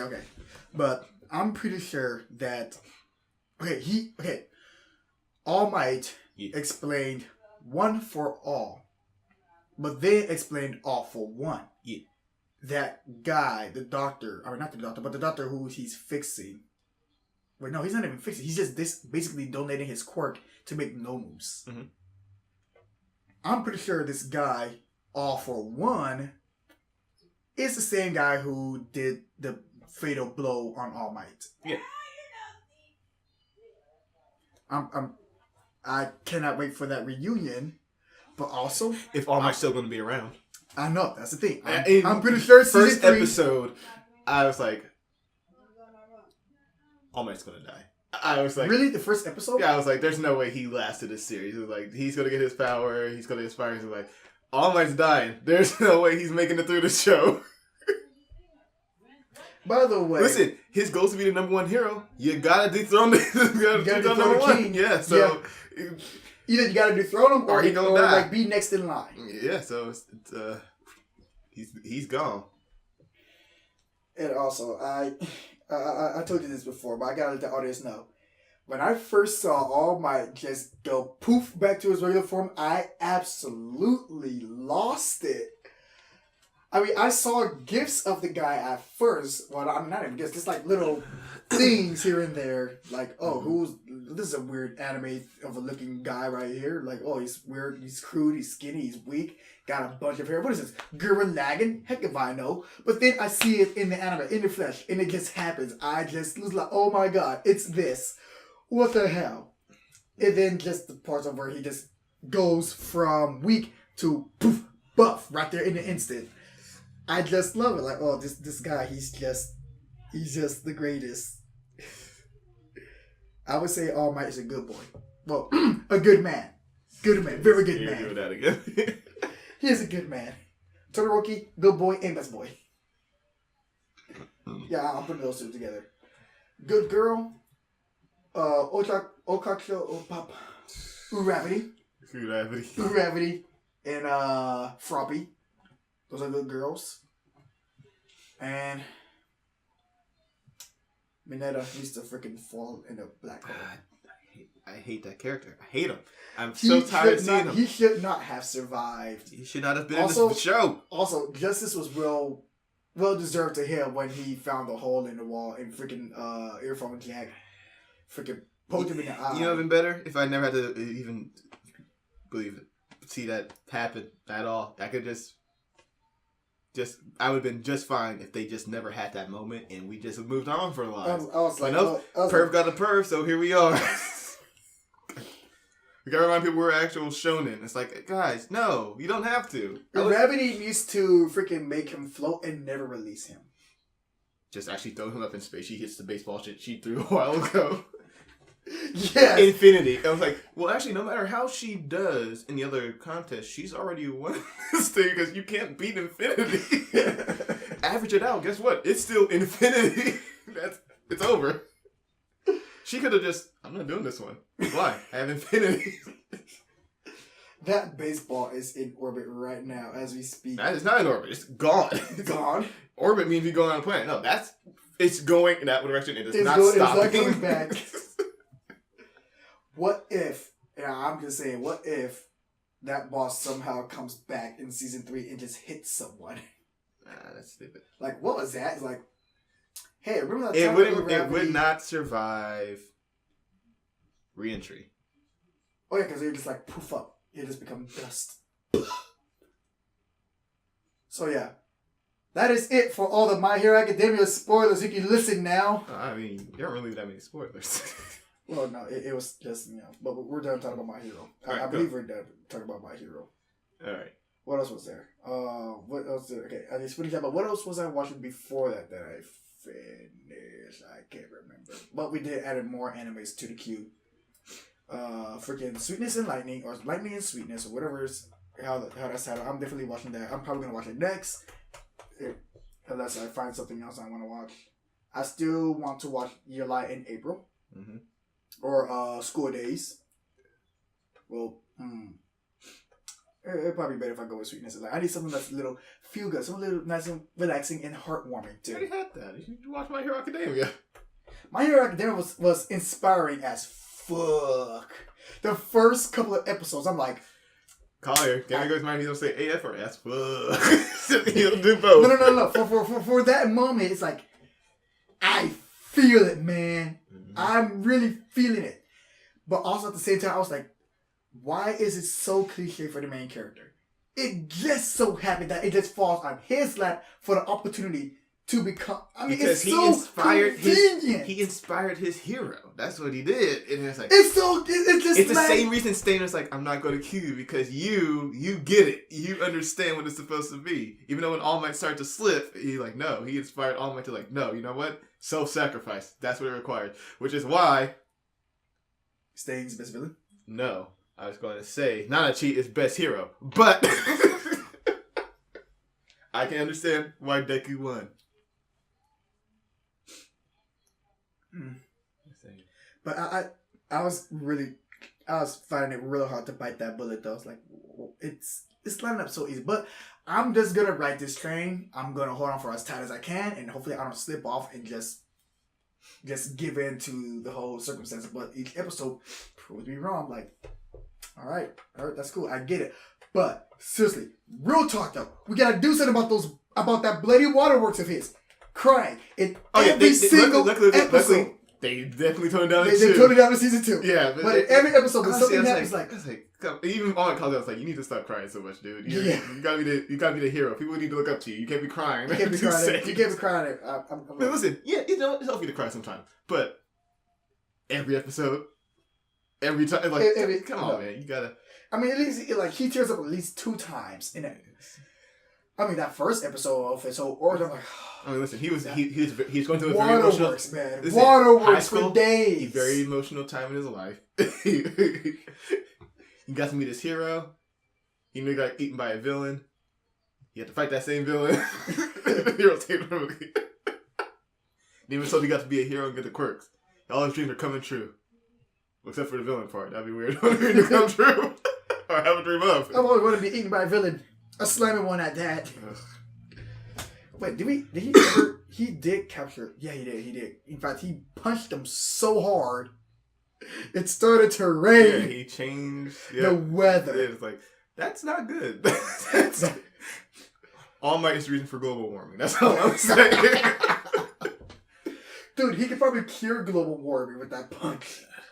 Just freaking punch the freaking ozone. No, actually, no. That'd be very that's bad. Opposite of what you want to happen. That's not what you want to happen at all. Very bad. What else was there? That was loud. What was I going to say? I probably should have looked this up when you wrote. Oh, yeah. But there's this game called... Is it a game? Yeah, Gun Gal Double Piece. Gun Gal... Oh, Gal Gun, sorry. Gal Gun Double Gal Piece. Gun Double Piece. This is how much better. Wait, double piece or double P, like the letter P? Double Piece, I believe. I'm going to look it up right now, but I... so you won't be talking about your ass? Yeah, yeah. You have a tendency of doing that quite often. Well, I mean, I know you don't. It is Gal Gun Double Piece, yes. Double piece, like piece as in peace sign, or like piece as in 2 pieces. Peace sign. Okay. So what's who's the platform? Who's the developers and whatnot? Give me the details. Okay, so it's on PlayStation. I think it's also on Steam, maybe. But here's essentially it. All right, let's go. It's first person, sort of like shooter thing. But here's the thing, right? You're shooting pheromones. I think. At girls. I think. Yep. Oh my god, wait, it's on the PlayStation? Yeah. I'm getting it. Okay, well, here's the other thing I was going to say, but I guess Collier's already sold. There's a $90 DLC. I know what the DLC is. I already know. You don't have to explain. I think. I mean, what the people don't know? The people call you the people. Well, okay, so going down I remember that one. I remember someone was doing a review of it, or someone. I think it was Funhouse or something. So you're a dude. Yeah. Trying to go through normal high school life or whatever. Except Cupid comes, try to do a thing. Cupid messes up. And I accidentally made you way too attractive. Now every girl and their mama wants a piece of that. But to keep them at bay, I'm going to give you this weapon to keep them off. But, clothes come off and stuff. Yeah. But I'm pretty sure that 90... A lot more than clothes come off. There's a lot of sexual sounds in there, too. Oh, yeah. Oh, yeah. Oh. So here's the $9 DLC. So, that DLC, I'm pretty sure it's... it adds nudity. You get to see the girls' clothes. You guess what?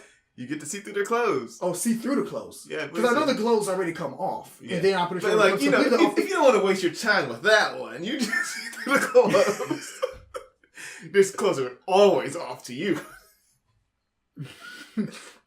The game costs like what? $40?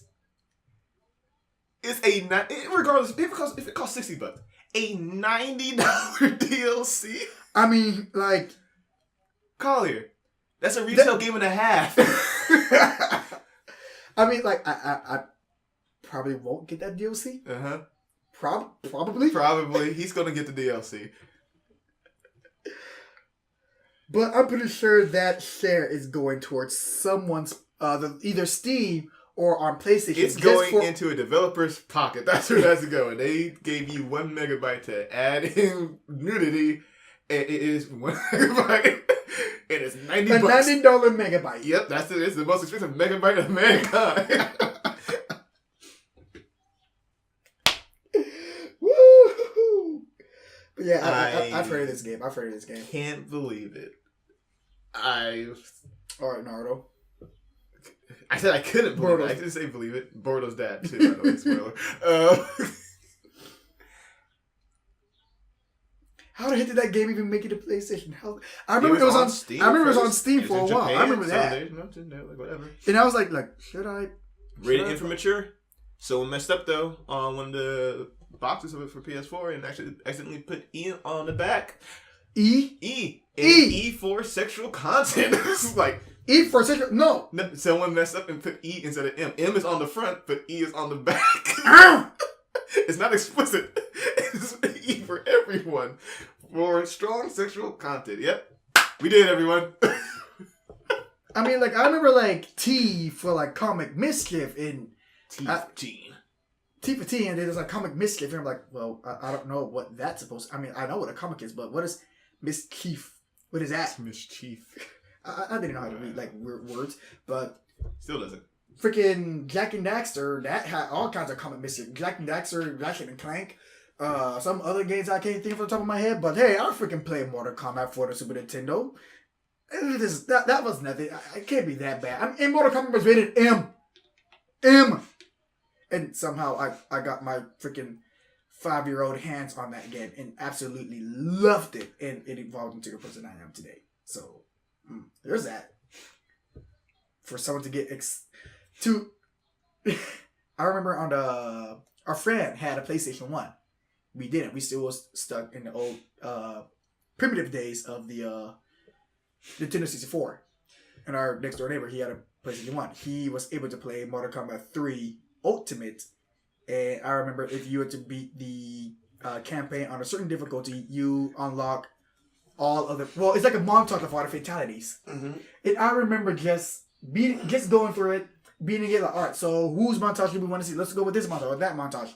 And just fatality after fatality, we just either laugh or just cringe just a little bit like, oh, okay, yeah, that's pretty gruesome. Or like, oh, that's pretty cool. Oh, haha, that happened. Like, ha. And it's like, we're kids though. We're kids. Freaking 7, 8, 9, 10-year-olds laughing at death. And that was like the greatest thing back. I mean, this was before YouTube or like stable internet, so we couldn't just like go on like all fatalities for Mortal Kombat 3. No. All right, we had dialogue. Phone rang, it was over. No, we couldn't do that. We had to play the game. We had to work for that montage. And that was just. Mm-hmm. It was a good time. I'll have to say that. It was great. Yeah, welcome to America, where it's okay for 10-year-olds to see someone get their head ripped off, but see a boob that mostly every male on the planet has? No. Censor bar. In fact, actually, thinking about it now, somehow I get my hands on Mortal Kombat. Mm-hmm. But I wasn't able to get my hands on other T-rated games for the PlayStation 2. And your mom saw that first and she learned. She's like, nope, never mind. That's what that meant. Not the M was from mom approved. What is approved? Because, listen, like, I even played Doom on a PC. By the way, which was scary as hell when I was a kid. I mean, it was terrible graphics. Looking back, I mean, well, not terrible. I wouldn't say you remember it better in your head. I remember it better in my head. In fact, I could probably still play it to this day. Mine is, I was just like, you know. Did you play the remake of them they did? Well, the recent one? Yeah. I saw you play it. I played the demo. Yes. Do it. It's good. playing through the demo, I saw how repetitive those finishers were, and I got bored really quickly. Listen, you think Doom was repetitive? But Doom was the same. Doom was the maze screensaver you had on your PC. It really was. By the way, best screensaver to have ever. Freaking loved it. Yeah. Just watching it go like doop doop doop. Like, oh, which way is it gonna turn out? Doop. Oh, it's gonna turn out. Doop. Oh, there's a thing that makes everything goes upside down. Like, oh no, it turned. No, go back to it. Doop doop doop. Like, oh, there it is. Boop. And flare. Boop. And we're on again. Most entertaining. We're old. Most entertaining. I mean, like having a good time without actually doing jack or shit. Very entertaining. And then there's the screensaver with like the 3D pipes just going all over the place. That was good too. Whew. T for teens. M for mature. Apparently, E for everyone, apparently. E for ero or erotic. I wonder what Japanese gaming maturity ESRB is like. Is it the same as the States or?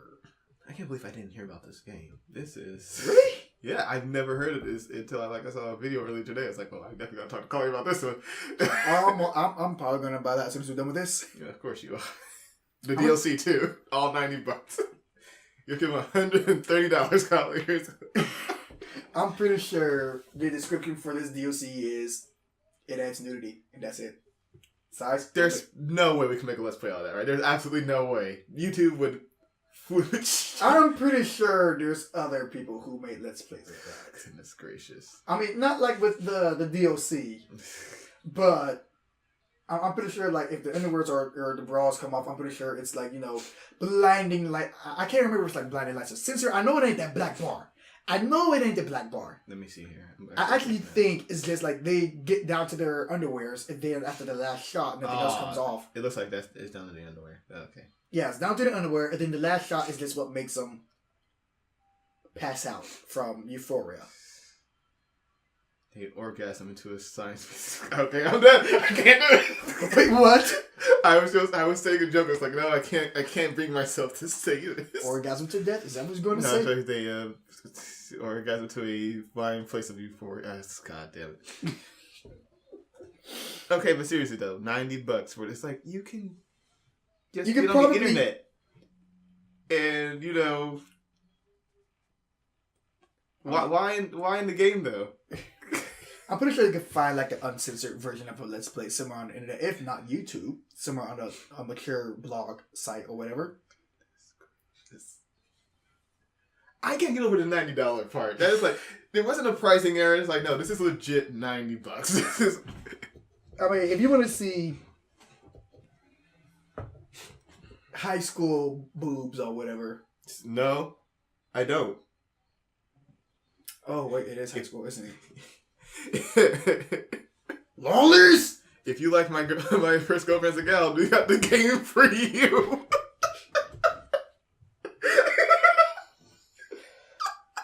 Not even 5 minutes. Could not survive the first 5 minutes. That's including the intro. I'm sorry you had to sit through that. I was not gonna do it. I'm like, I should have reviewed for that one. Citrus will do. I'm like, well, there is. I mean, I'm pretty sure I've survived worse, but it's probably just the writing for this. It's just was so. No. It's bad. It's just straight up bad. We've talked about this before. We're not talking about it again. This is my girlfriend's a girlfriend. It's a garbage truck on fire. Anywho, next topic. Let's move on. I don't want to talk about this anime anymore. I spent more time of my life watching and talking about this anime than I ever should have. It is time poorly spent. That's right. It's not even spent. It's just poorly spent. Oh wait, next topic. We're still on some gaming stuff. How about this? You probably haven't heard about it, but there were these guys who were modding Fallout 4 to remake Fallout 3, but in that engine. The Fallout 4 engine. Taking a newer game, but remodeling it to... Yeah, they're going to, because one, Fallout 4 looks better. Fallout 3 does not, especially now. Fallout 3 didn't age well. Good gameplay, good story, but the graphics. Oh, so it looks like people were melting in the game. It's something in the color scheme just said. So they're like, all right, we're gonna do this. They had a lot of hype behind it, but they had to go talk to Bethesda, and then it's like, we can't do it anymore. So yeah, because apparently they'd have to be responsible for like legal things that go on. It's like, so they would have to, for some voice performances, they might have to replace some things, and it's like, well, you got Liam Neeson in the game and Ron Perlman, and it's like, we can't exactly just replace them with some amateur voice actors, so they're just not going to do it anymore. Oh, so there's like kind of rebuilt the game from the ground up. Yeah, but in the Fallout 4 engine, it is mod. Oh, it's a mod of Fallout 4, but it's Fallout 4. Well, you say Fallout 3, assets. but it's Fallout 4 assets, but and then they're just making Fallout 3. So, okay. So it's almost like someone. I mean, it's like what they did with Halo Anniversary. Just put like Halo 3's graphics on Halo 1. Halo 3's graphics on Halo 1. Kind of. Well, they actually rebuilt that from the ground up. They just kept the physicality of the gameplay, but just beefed up the graphics. That's all they did. Yeah, but those graphics look great. I mean, even to this day. Yeah, apparently. So they went and had some meetings, and then it turned more and more apparent that they couldn't do that. So I'm not sure if Bethesda was like, because generally they're trying to be kind of kind with the mod community, but also they asked them was like, hey, you guys have to start paying for mods. So I'm not sure if like maybe they were trying to do a Fallout 3 remastered or why they just said no or what's going on here. Yeah, I was like, I saw that. I was like, absolutely, I wouldn't because I love Fallout 4. I love Fallout 4. I like Fallout 3 more. I that's just it's a closer experience that I had. It's like it was like wow, they really got it. Mm-hmm.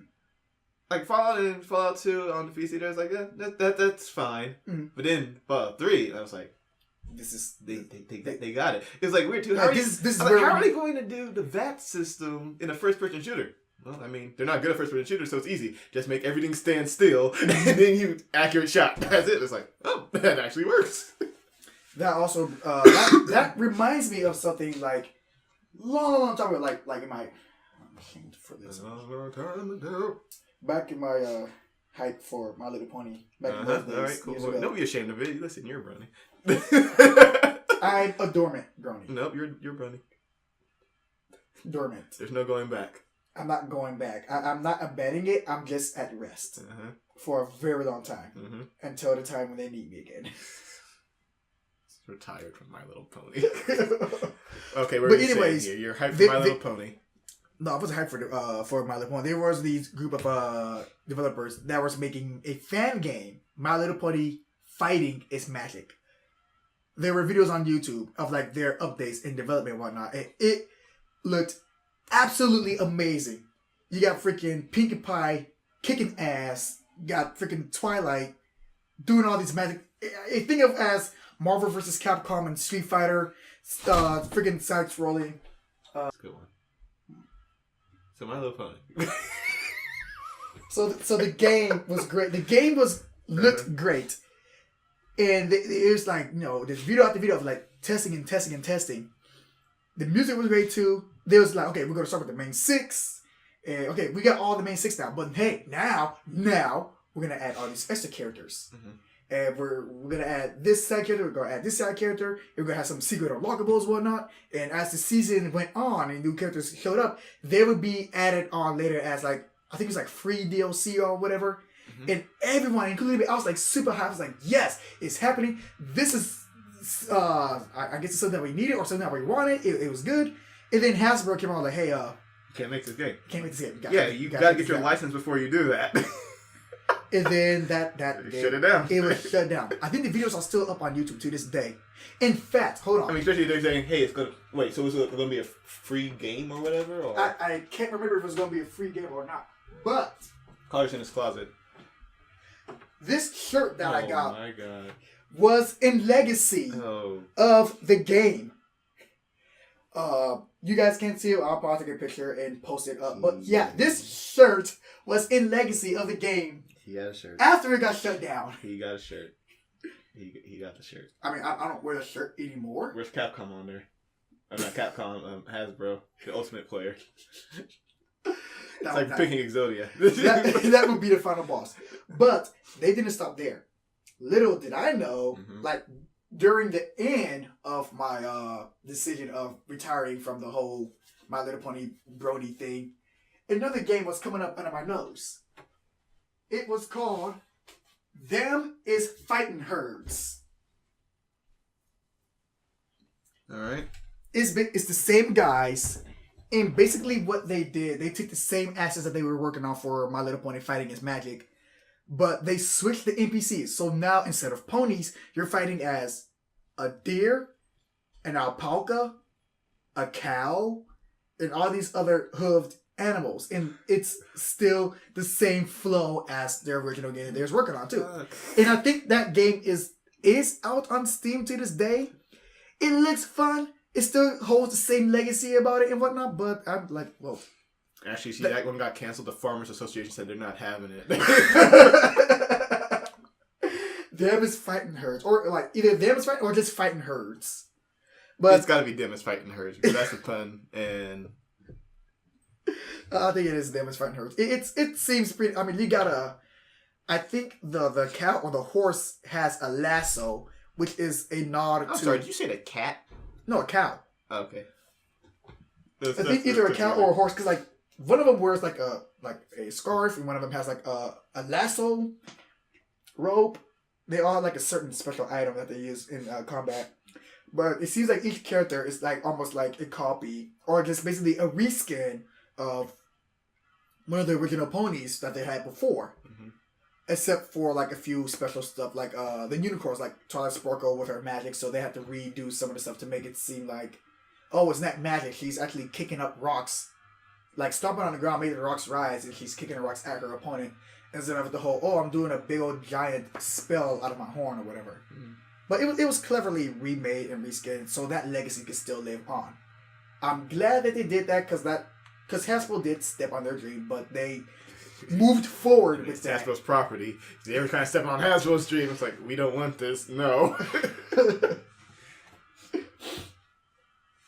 But yeah, they moved forward, and I'm glad that they did that. And I have not checked out the game about that, but I'm glad that they did that. It basically shows like, well, we have a setback, but we still want to make something happen at least. We didn't do all this work for nothing just for it to get scrapped. Like, well, we got the assets. Maybe we could have another idea. How can we get around this obstacle? That's pretty much what that showed me of what they did. Hasbro built up a wall. They got over it. I'm proud of them. I mean, very, very they proud. didn't actually get over it, because if they got over it, they would have still been My Little Pony. They went the other way. They just walked down the wall. It's like, all right, well, I mean, not exactly what we were trying to do, but it's close to it. Yeah. The legacy lives on. In fact, I think I recently, or maybe like a couple months, saw a Facebook video about it a long time ago. What was the game called? Them is Fighting Herds. No, the other one. The My Little Pony. Oh, My Little Pony Fighting is Magic. The death of My Little Pony Fighting is Magic. What happened? This character's John Snap. Anywho. How did we get... Oh, yeah, the Fallout 3 thing. Yeah, but also, weirdly enough, someone else did something like that on the other side, but they made Morrowind, but with the Skyrim engine. But that was fine because, like, you just have to own Skyrim to get it. So it's like, why not just make them have to own Fallout 4 to get the other mod? But whatever. Was Halo ever... No, Halo was never... Halo was a console exclusive. Halo? No. Halo was a... Halo... the first one was on PC. Really? Yeah. Halo 1? I believe so. Am I crazy? No, there was a PC edition of it, yeah. Interesting. And I think now Halo 3 or some other Halos are also on PC. Halo Wars 2 and Halo Wars 2 on PC. I mean, like, not the Wars, though. But like the Halo Spartan Assault. Is that that's another top-down, isn't it? Yeah. I'm not even touched that. There's two of them. There's a Spartan Assault and there's some... I don't know the other one. Halo insert here. I don't know. Alright. Yeah. What do you think about them not doing a Halo 3 anniversary? It's fine, because we got a 4K beef up on that. You should. Did you? Yeah. You sure? I got Halo 3 in 4K. I know, but it didn't get the love that Halo 1 and 2 did, even though Halo 3 is probably the best of all three of them. Yeah, I said it! Of all three, I would say...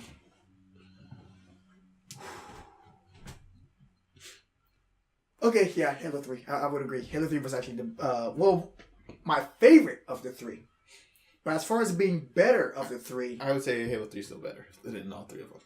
Halo 2, and that coding. Woo! Wait, what? That coding, man. Halo 3. Coding? Yeah, there's a lot of... Halo 2, there's a lot of questionable stuff there. Sometimes, Fane turns to that end boss, he would just jump off the cliff and then the game would end. He just... And then the game just cut to black. It's like, oh, credits. Like, what? Really? Yeah. You think like someone made an internet video, it's like, cut. Like, no, he would just die sometimes because he wasn't that well programmed into the boss fight. A lot of the enemies in there were just they're just bullet sponges and, not really clever shooters. Like, just fill them with enough lead and then they fall down. That's essentially what... Hunters, man. Hunters. Bullet sponges for days. Yeah. And it's... In Halo 1, the first Halo Combat Evolved, it is definitely good. It was way ahead of its time. But it's just like, there was a lot of... While it was vast and open and people were like wowed about that, also the problem with that is that's also still very vast and open and not a lot of... It wasn't there. It wasn't on a rail. It was on a rail. Just what people said. Like, no, it wasn't doomed and all confined ending. But like, it's like it was open world. That's what things were like. Wow, look at all this. But also, it's like there's so much. There's a lot of space and not a lot of fill things in there. Like, that's so like you got this big open field. Yeah. Like, okay, we got a rock here, we got a tree here, and then it's just like there's not a lot of stuff happening here. It's like it's gorgeous. For the first time, it was gorgeous and it was mind blowing. But then it's just like when I picked up Anniversary, which is the only way how I was able to get the first Halo Combat Evolved. When I got Anniversary and I was playing like that first mission where you land on a Halo, crash land on a Halo. Oh, which by the way, there's a theory. I know why everyone in that escape pod died. Yes, Kelly told me too. Yeah, because Master Chief is the only one in armor. And he's not buckled in. He's not buckled in, so... boom. Two-ton Mjolnir armor is crashing up. He kills everyone in the escape pod. Yes! And just walks away like, whatever. It's like, gee! Humanity savior right here started off killing more people than the Covenant. I've seen him kill more people than something killed so far. They're dead. They're all dead. They didn't survive the crash. I wonder why. Geez, I'm pretty sure you saw it as much as I did. You're probably replaying. Does the pilot tell him to buckle in? Yes. She says buckle in. He's like, no, I've got this. It'll be fine. I'll be fine. It's whatever he says. And then he just kills he tumbled in the back room and tumbled enough to hit the pilot too and not crash through the window. He hit everyone. Well, she just hit the back of her seat and smashed her head against the console. It was. He just, helmets, man, they don't work. His did. Against hers and everyone else's. God damn it. But anyways, we crash land on that, and I find that big open world, and like the freaking whatever the heck that dropship is, it's just flying over. I'm like, wow, Spirit. Like, wow, that's big and open. Wow, okay. Cool, we got this, we got that, we got a waterfall, we got a lake, and where the f do I go? Yeah, people don't remember, like, even though it's like, wow, especially the first time doing that is that walk to get to something. Yeah. Because it's like, you sit around and like, all right, there's some banshees, you get your pistol, you shoot them down. It makes no sense, whatever. And then it's like, all right, now it's time to walk. And you're walking for like a good 2 minutes because like, in the first time you're feeling like, wow, this is beautiful, vast, open. Playing it now, it's just like, boy, all right, still here. Let's get this game going. By the way, that pistol, so meaty. Oh yeah, the bang, bang, bang, for bang. They definitely downplayed that one into that. It became a pea shooter. And dude, the freaking pistol went. Yeah. Bang. I mean, even if you're not hitting it, because it was great. And just the add-on animation, just... There's that, and there's their shotgun. Their shotgun that had way too many rounds. Oh, yes. It's like, Chief, are you firing from a belt or something? What is happening here? Everything in that first game was meaty. The assault rifle was pretty meaty, although its spread was all over the bloody place. Yeah. It just... The first shot. Here's what this shit. Here's the. Oh, I'm gonna say here's what it is. No one can see this, but I'm gonna do it anyway. Here's what the assault rifle was. You fire in everywhere. And I think it's like, yeah, short controlled burst. It's like, well, I mean, I could try that. It's not gonna work because only the first bullet's gonna hit something. Yeah. Give me a semi-automatic setting, please, and thank you. That's why they came out with the BR. Yeah. And when the DMR didn't come up until... DMR came out Reach. That's the only time you heard about DMR. And then... It's Halo... funny. It's funny how the DMR was... Its debut was in Reach, which took place before Halo 1 and Halo 2. But we don't get to them until Halo 3. 4. I mean 4. I'm sorry. Well, here's the thing. Here's the theory behind that. Uh-huh. The DMR is being developed on Reach. Reach kind of got bombed. So you kind of like, we don't have that, we only have the stuff that we already have. We don't get all the technology they were making there, we ain't got diddly. So when we start taking stuff back, it's like, oh, actually pretty fucking good idea, let's do that.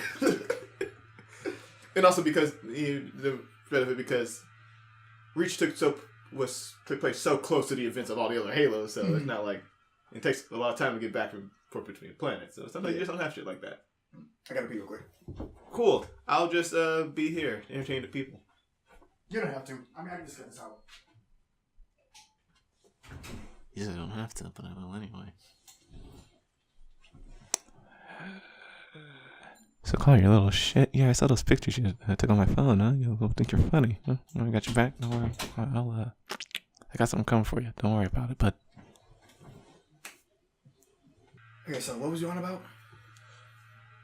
I don't remember. He was on Halo for a bit. All right. I got one more topic. That's DMR? about it. Then after that, I don't know. We're at 2 hours, so. Yeah. So. One more topic. My last topic. Disney's yelling Wakanda forever as Black Panther crosses $1 billion to become the 5th MCU movie to do so. The 5th? Yeah, there's only 5 of them have crossed $1 billion. There's Avengers of Ultron, Iron Man 3, Captain America Civil War, and now Black Panther. Good job. So, spoilers, there's going to be a Black Panther 2. Not sure if you knew that. I mean, of course. Of course. Prof course. Not enough probability, of course. Yeah, that's prof course. Actually works pretty well. Prof course? Yeah, you said prof course. I was like, yeah, that works. I got you. So, yeah. I mean, we had a spoiler review. It's kind of... Oh, yeah, we everywhere with it, but I like the movie. I still have not got my chance to go back and see it for the third time. I keep telling myself I need to see it a third time before it comes out. It's still in theaters. I know. It's going to be in theaters for a while. Because of its success, they moved up Infinity War by a week. I think they want to have that lead into it. Oh, apparently AMC is doing a... the movie AMC. Oh, theater. It's doing a 31-hour marathon of the other Avengers films before Infinity War. So, all of them. So... 31 hours. Meaning, they're going to be playing these movies back to back. Yep. And you're going to be in a movie for 31 hours.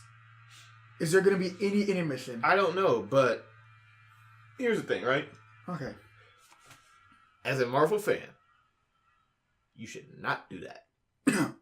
Why? You're going to be burnt out of seeing a movie.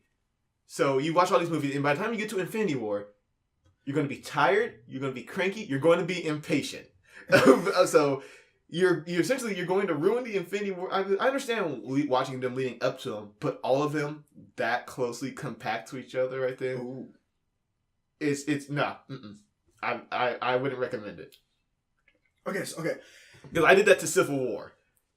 And you was impatient and cranky and tired. No, I enjoyed Civil War, but it was like, because I generally don't get like that. I know how to distance myself between like how I'm feeling that day and how the movie's telling me how to feel, all that. Uh-huh. But a lot of people don't do that, clearly, because Last Jedi, I saw how people reacted to it.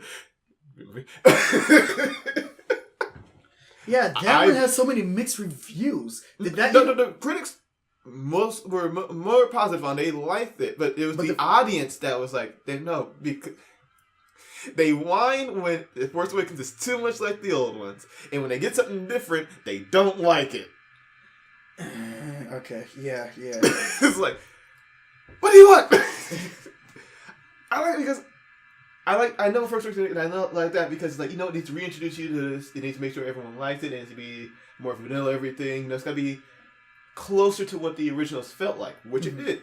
And then we get to the weird shit. Which is what Ryan Johnson did. Which was like, yeah, Ryan Johnson does weird shit, guys.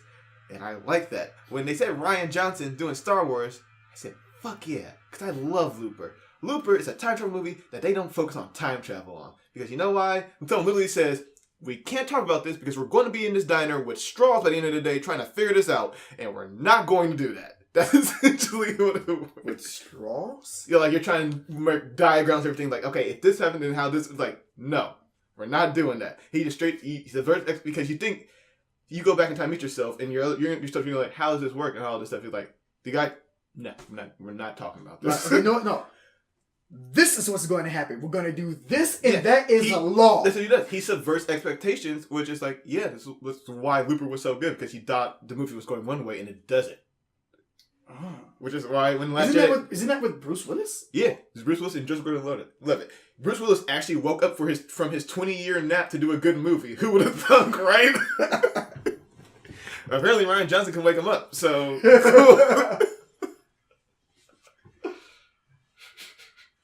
I wonder how that went. Like, yo, Bruce, want to do a good movie for once? Mm-hmm. Not for once. I mean, he's done good movies before. Die Hard, Fifth Element, Die Hard, V for Vengeance. And after that,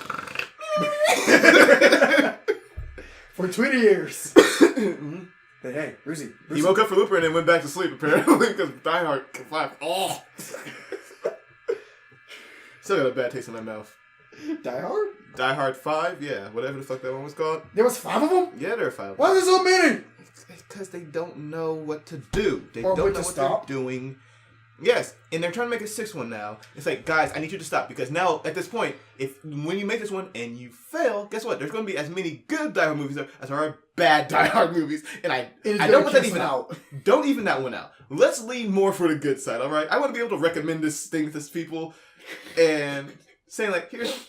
It's like the problem with the Star Wars thing. It's like when the prequels came out, it's like, well, now there are 3 bad ones now, and it was like, hey. Watch the series, but here's the thing. Watch 4, 5, and 6. What? Doesn't make any sense. It's like, well, 1, 2, and 3 came out after 4, 5, and 6, so it doesn't make it... And then it gets complicated. It's like, what? That doesn't make any sense. Oh, why are you telling me to watch the older ones before you watch the new one? But not the older ones, like, what? Trust me, there's a method to this madness. No, there's not. There was no method. George, I love you. You made Star Wars, and I love you for it. You're making up as you went along. Admit it. You did not have that planned out. You did not have planned out Leia and Luke were brother and sister. That or you were into some weird shit because I saw episode 5. I mean, Empire Strikes Back and man, it was like sort of online in here. I'm having make up scenes. Oh, that doesn't happen in sort of online. I was joking. There was no makeup scene between the brother and sister in sort of online. No, it was there are makeup scenes between sister and citrus, though, but I wouldn't diverge. It's inseki. Yeah, incest. It's not incest. It's incest. Inseki. What's that? Stepcest? Yes! Don't fuck your sister. She's your sister. Anywho. Black Panther. A little sister's all you need. Black Panther. Yeah. $1 billion. Great success. Shuri's best girl. Shuri? Best girl. Yeah. I like Shuri. I like a lot of people in that cast. It's like... Best girl. Best girl. The girlfriend. No, the general. She's a good girl. Very good girl. Michonne from Walking Dead. Very, very good girl. M'Baku. Good boy. Very, very good boy. Probably best boy. No, yeah, he is a best boy. Yeah. Not even T'Challa. It's too easy to go with T'Challa. Sounds like... Never mind. I'll go back to the Anime Awards. Just like, no, I'm not doing it again. Hero of the Year. Don't worry, Nanachi. I acknowledge you. You be best hero and best girl in our hearts. Wait, did he win best? No, no, because best anime, no, anime of the year and best music. That's all they won. Yes. Okay. Who won? Oh, Gravity. That's it. Okay. All right. That's all I had. Black Panther best $1 billion. A lot of success. Lot of success. It's- Expect a sequel. That's that right? Yeah, sequel. It doesn't look like it's going to pass 1.5 because it might pass Avengers domestically, but worldwide, now I'm not sure if it has the legs to keep going. Especially with Infinity War about to come out. Oh, A Wrinkle in Time also came out and it bombed. It had mixed reviews and people didn't. It only got 31 million its opening weekend. Wait, Regular Time? Yeah. Isn't it? Wait. Oh. Oprah, Chris Pine. Wait, Chris Pine. What did he do? Who is he? He's in Star Trek. He was Steve. Rogers? No, Steve. What's his face in Wonder Woman?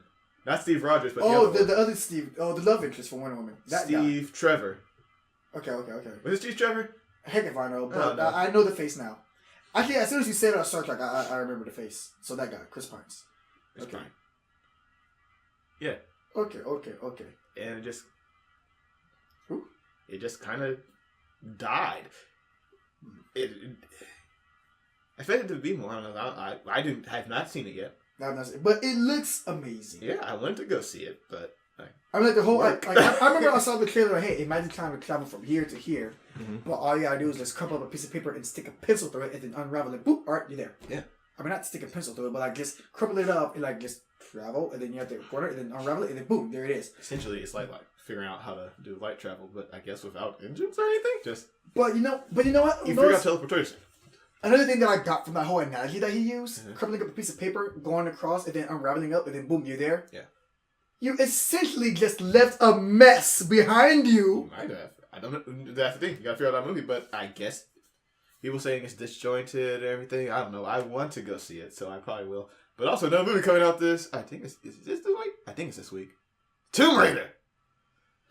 Starring Alicia Vikander and other people. I don't remember.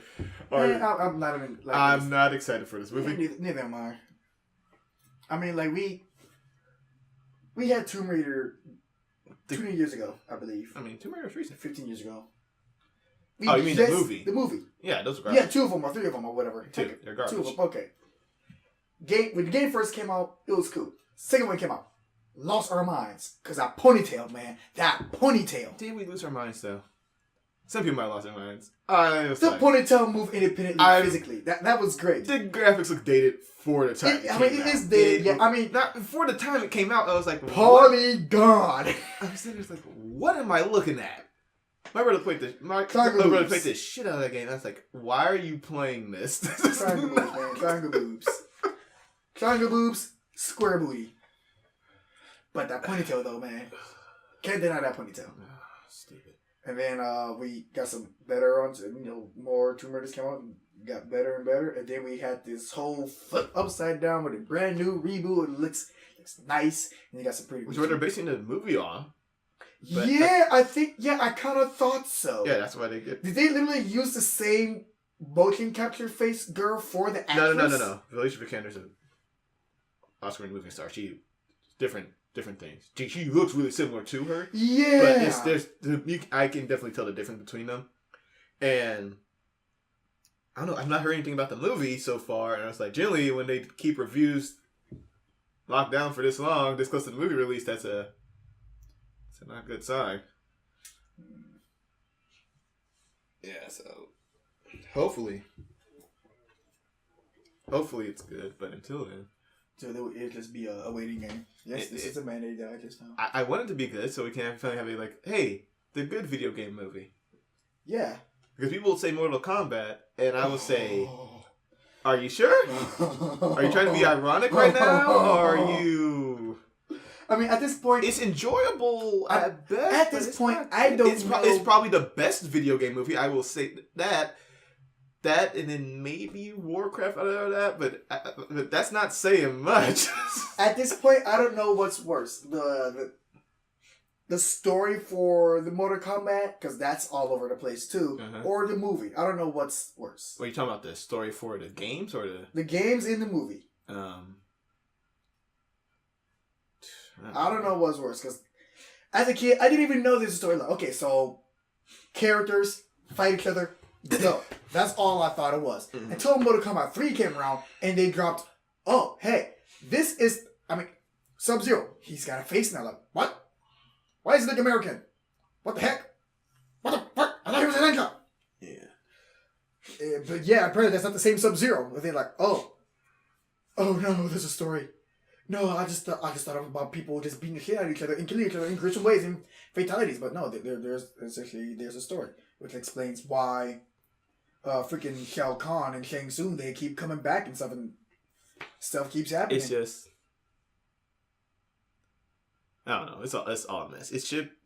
I just thought it was an arcade game. I mean, like, we got to sit through some of the crap to get good stuff. That's how it's usually works. Like, as both video game fans and anime fans, we already know. Like, as a comic fan, it's like, oh, we finally got there. Well, we did. Someone in DC went back to the 90s. We finally got there, guys. We can do it. So the video game movie, like, yeah, we just gotta wait, guys. Just gotta be patient. You just gotta be patient. Anime fans, you gotta be patient. Listen, until then, the video game and anime, they still exist. You can just go there.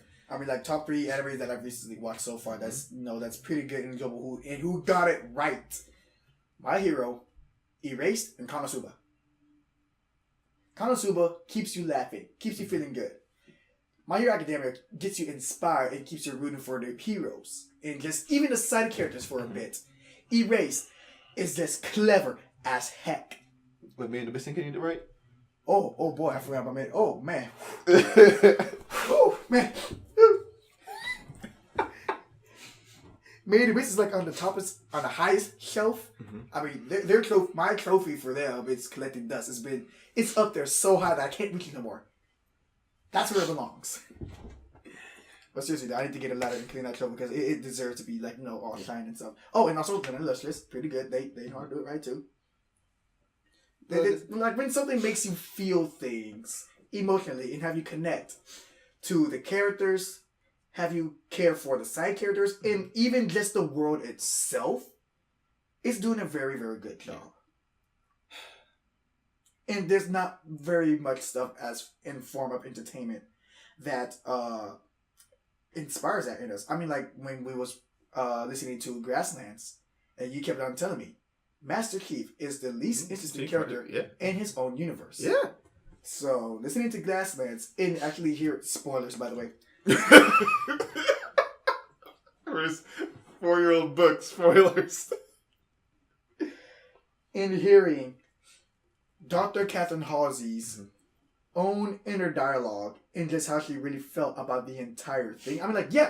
Yes, I've known that these Spartans, Master Chief and all these others were kidnapped and they were trained and had these experiments done to them and they came like the world's or the galaxy's greatest warriors that defend humanity time and time again. But I never really got the chance to see the mind of the Spartans who was going through it and also the creators, because essentially Mendez he's guilty by association because he was with Halsey. He knew what he was doing. Yeah. So he's guilty by association. So essentially, it's 2 of those. Yeah. And to a degree, Keys as well. To a degree. Well, he's dead, so they can't exactly try him. Well, they can't try him. But I believe he left because he figured out. Probably. But he didn't say anything about it. So, he didn't say anything, but he just disappeared. Mm-hmm. But to actually listen to what Halsey was really battling, it's I in a way I have this guilty pleasure of wanting to get caught. I know why, but at the same time I don't know why. I don't want to get caught, but I think it's better if I do get caught. Just that struggle that she's going through, she knows that she's dead wrong and she wants to be punished for it, but at the same time she wants to keep running away and continue her research to just for the sake of knowledge, because that's just how she is.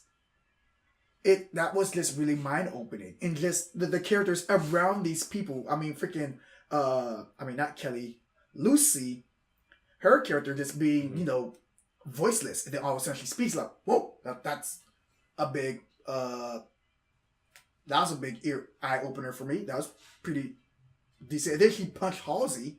Spoilers. And then you got the Marines on. I mean, were they Marines? No, the OSTs. Their involvement with it, and then just you're gonna get teamed up with this this big old giant female Spartan who's also one of Halsey's original babies as well. And cool. And then one of the guys actually found out the deep dark secret, and he's basically like he wants to end it there. He wanted to so bad, like it's so easy. I just like walk in, pull the trigger, justice done. But no. At the same time, he kind of knew that he's better than that, and he deserves worse. And it's too easy just to do it like that. And Halsey knows it too. Like, well, I don't deserve an immediate execution. Mm. I mean, as easy as it would be, as much I would prefer it, I feel like I deserve something much worse and to have my own self suffer. Yeah, and the problem with like Master Chief in this universe is that you never get that sort of thought process with Chief. Most of the conversations are like battle oriented. Yeah. It's like what I have to do here, which is like honestly I like Halo 4's campaign a lot because it actually started diving into the psyche of what it's like to be the machine, and like how Cortana, even though she is a machine, she's like sometimes she's more human than he is. Yeah. It's like she has emotions, she feels them even though she shouldn't. Yeah. And he doesn't even though he should. It was like that little thing, and then Halo 5 didn't know what to do with that, so they just she's evil now. Just freaking flipped the script upside down and landed so it on honestly, you didn't have to bring her back. You could have had this about his struggle without her. And yeah. maybe him. You know what you do? Give Chief a new AI and just have that constant comparison of him, like how we would compare that AI to Cortana. Oh, that would be great. Or just have him with Hunt the truth. Oh my god. Whatever you want, game. Oh my gosh, yeah. Those SoundCloud audio files, I remember I was listening to those. Italian Kisses. Italian Kisses. I was so in-depth. I was on base. Mm-hmm. It was like, they would come in like once a week, right? Like every Thursday or Wednesday or whatever. Yeah. Oh, every Sunday. So that's little, right there for that Halo universe, that little, like, yeah. Here's like the book stars, like, Yeah. I remember going on SoundCloud, listening to that on my phone while I'm at work, just doing my paperwork, and I'm just listening, like, I'm so immersed, and like I can feel and hear every footstep. Mm-hmm. I can feel the breath on my face as someone's whispering to someone else. I'm like, oh, it is so good. What is this whole thing going to be all about? Why is Master Chief doing this? And wait, what is going on with this file? And wait, what's going on with this? And like, oh. Yeah, set it up so well. They set up so much in there and they didn't do anything with it. And then they just basically took a blue shell and just threw it. They're like, whatever. Shoot stuff. And then they brought in Agent Locke. Like, so wait. His name is Agent Locke, but he's a Spartan? Oh, he's the only agent that went Spartan. Mm-hmm. Huh. And he's hunting down Chief. Why? How's this gonna be? I mean, like, it's basically, Navy SEAL turned Spartan, and then someone born and raised and became Spartan, going toe to toe. By the way, that whole clash was a whole lot. It was really so anticlimactic. For that, the whole. I wanted to be more. Chief, stop doing this stuff. I'm not doing this stuff. Okay, that was it. Oh, I believe you now. Oh man, but yeah, Master Chief is the least interesting. It was so. In Halo 4, I saw it. I was like, they can do it. They can make him interesting. They can. He's not going to be the faceless guy anymore. He's going to be the chief, man. And they did it. But anywho, Black Panther's great. I don't know how we went back to Halo. Alright, this is it. This is Black Panther's great. Yeah. Halo needs some work. 343, if you're listening, you have the reins. Reunite with Bungie. You guys are both missing each other. I can tell. With Destiny and the Halo franchise, dude, it's like you guys are under fire.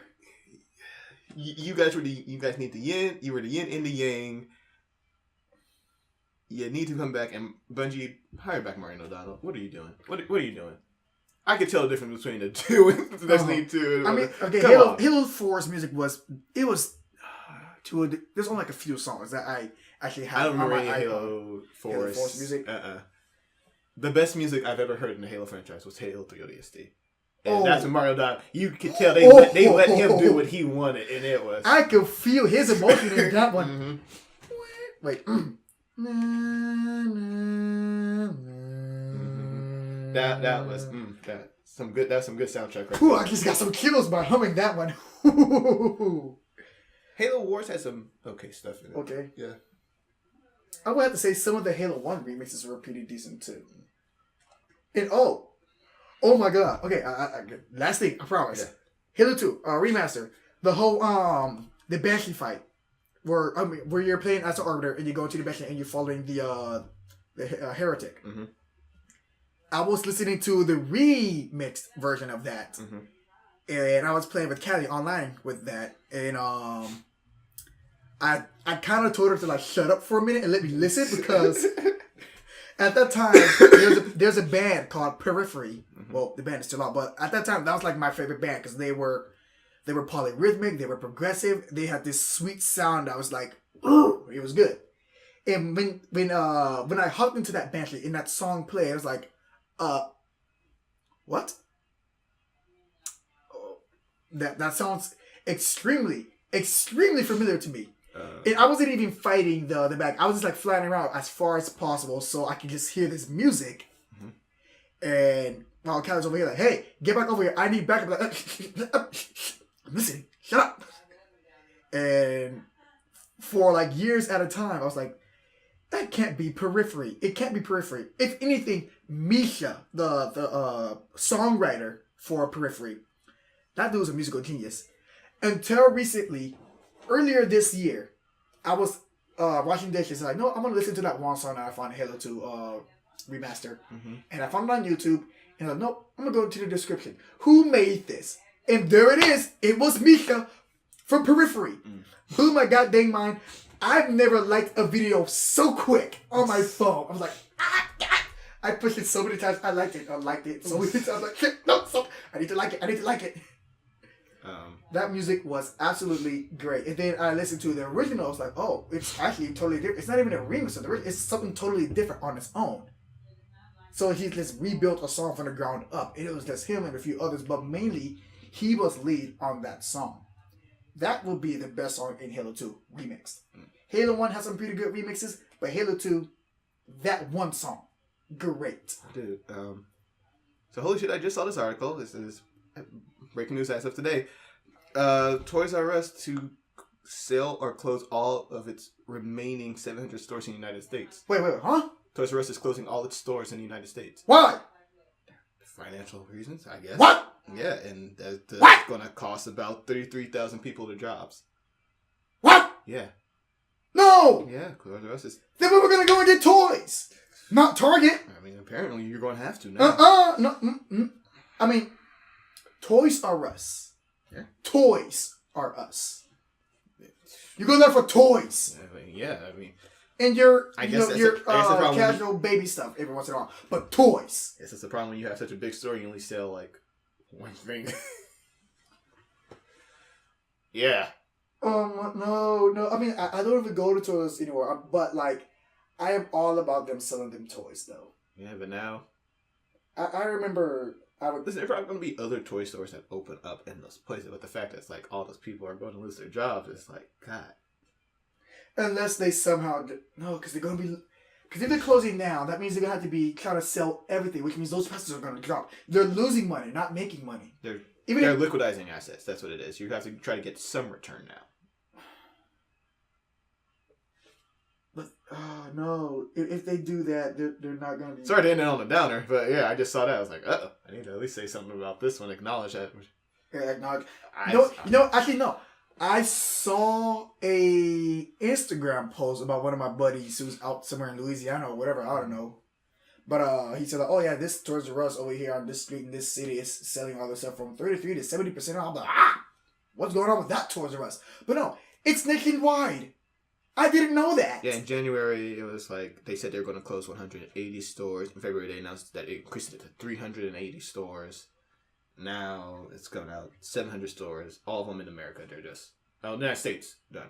All 700 in the States. More than 700 in the United States, but yeah, all of them, they're just gone in the United No! States. Yeah. They exist other places in the world, but it's just like... But, like, that's my childhood, man. I mean, I don't go there. Well, I used to go there every once in a while just for like, okay, let's see what toys you guys got now. And like, oh, okay, I remember this, I remember that. Good times. Mm-hmm. But that's like my childhood, just physically being erased. Shout out to the enemy, though. Stupid. Your childhood still exists. People's jobs don't. That's sad. It is. Also, we all know that Stephen Hawking died, too. Oh, yeah, he died, too. Man. 72, right? Died at 72? Or 73? I think it was 76. But now we have one of our greatest scientists gone. And now all we have left is Bill Nye the Science Guy and Neil deGrasse Tyson. That's all we have left. Stephen Hawking? It was an episode of Star Trek, Next Generation. He played poker against Einstein, Data, and someone else. Oh, I think it was Galileo. Huh. Stephen Hawking won. Love that episode. Wow, I did not know that. Yeah. Interesting. All right. Well, we didn't mean to end on a downer, but we did. But hey, that's just facts. That the world still rotates and still goes on. Thank you for joining us for this extensive podcast. I actually did it. Well, it happened. 2 hours. I kept looking at it. I was like, all right, well, we need to wrap this up soon. Yeah. I mean, we tried to wrap it up with just like 2 minutes and 2 hours and 1 minute. You went 3 minutes longer. Thank you for joining us.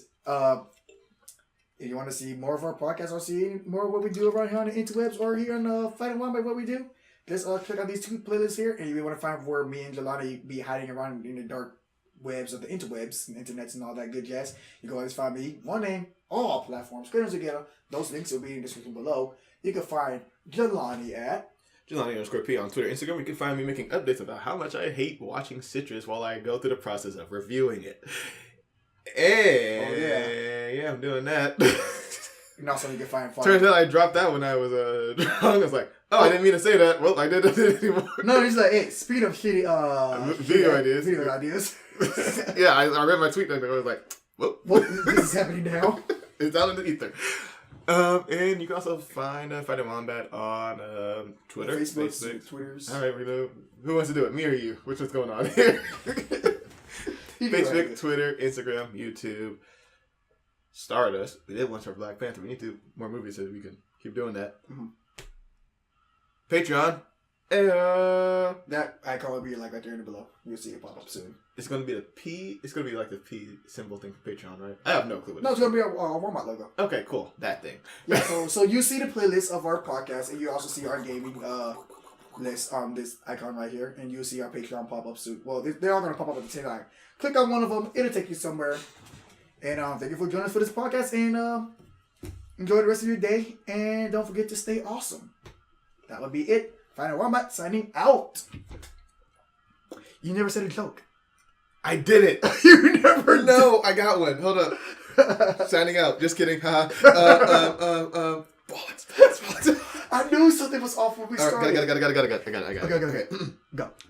Why can't the toilet paper cross the road? It can't cross because it rolls. No, because it was stuck in a crack. Ah! All right, cool. All right, Fighting Wombat, sign out. Peace.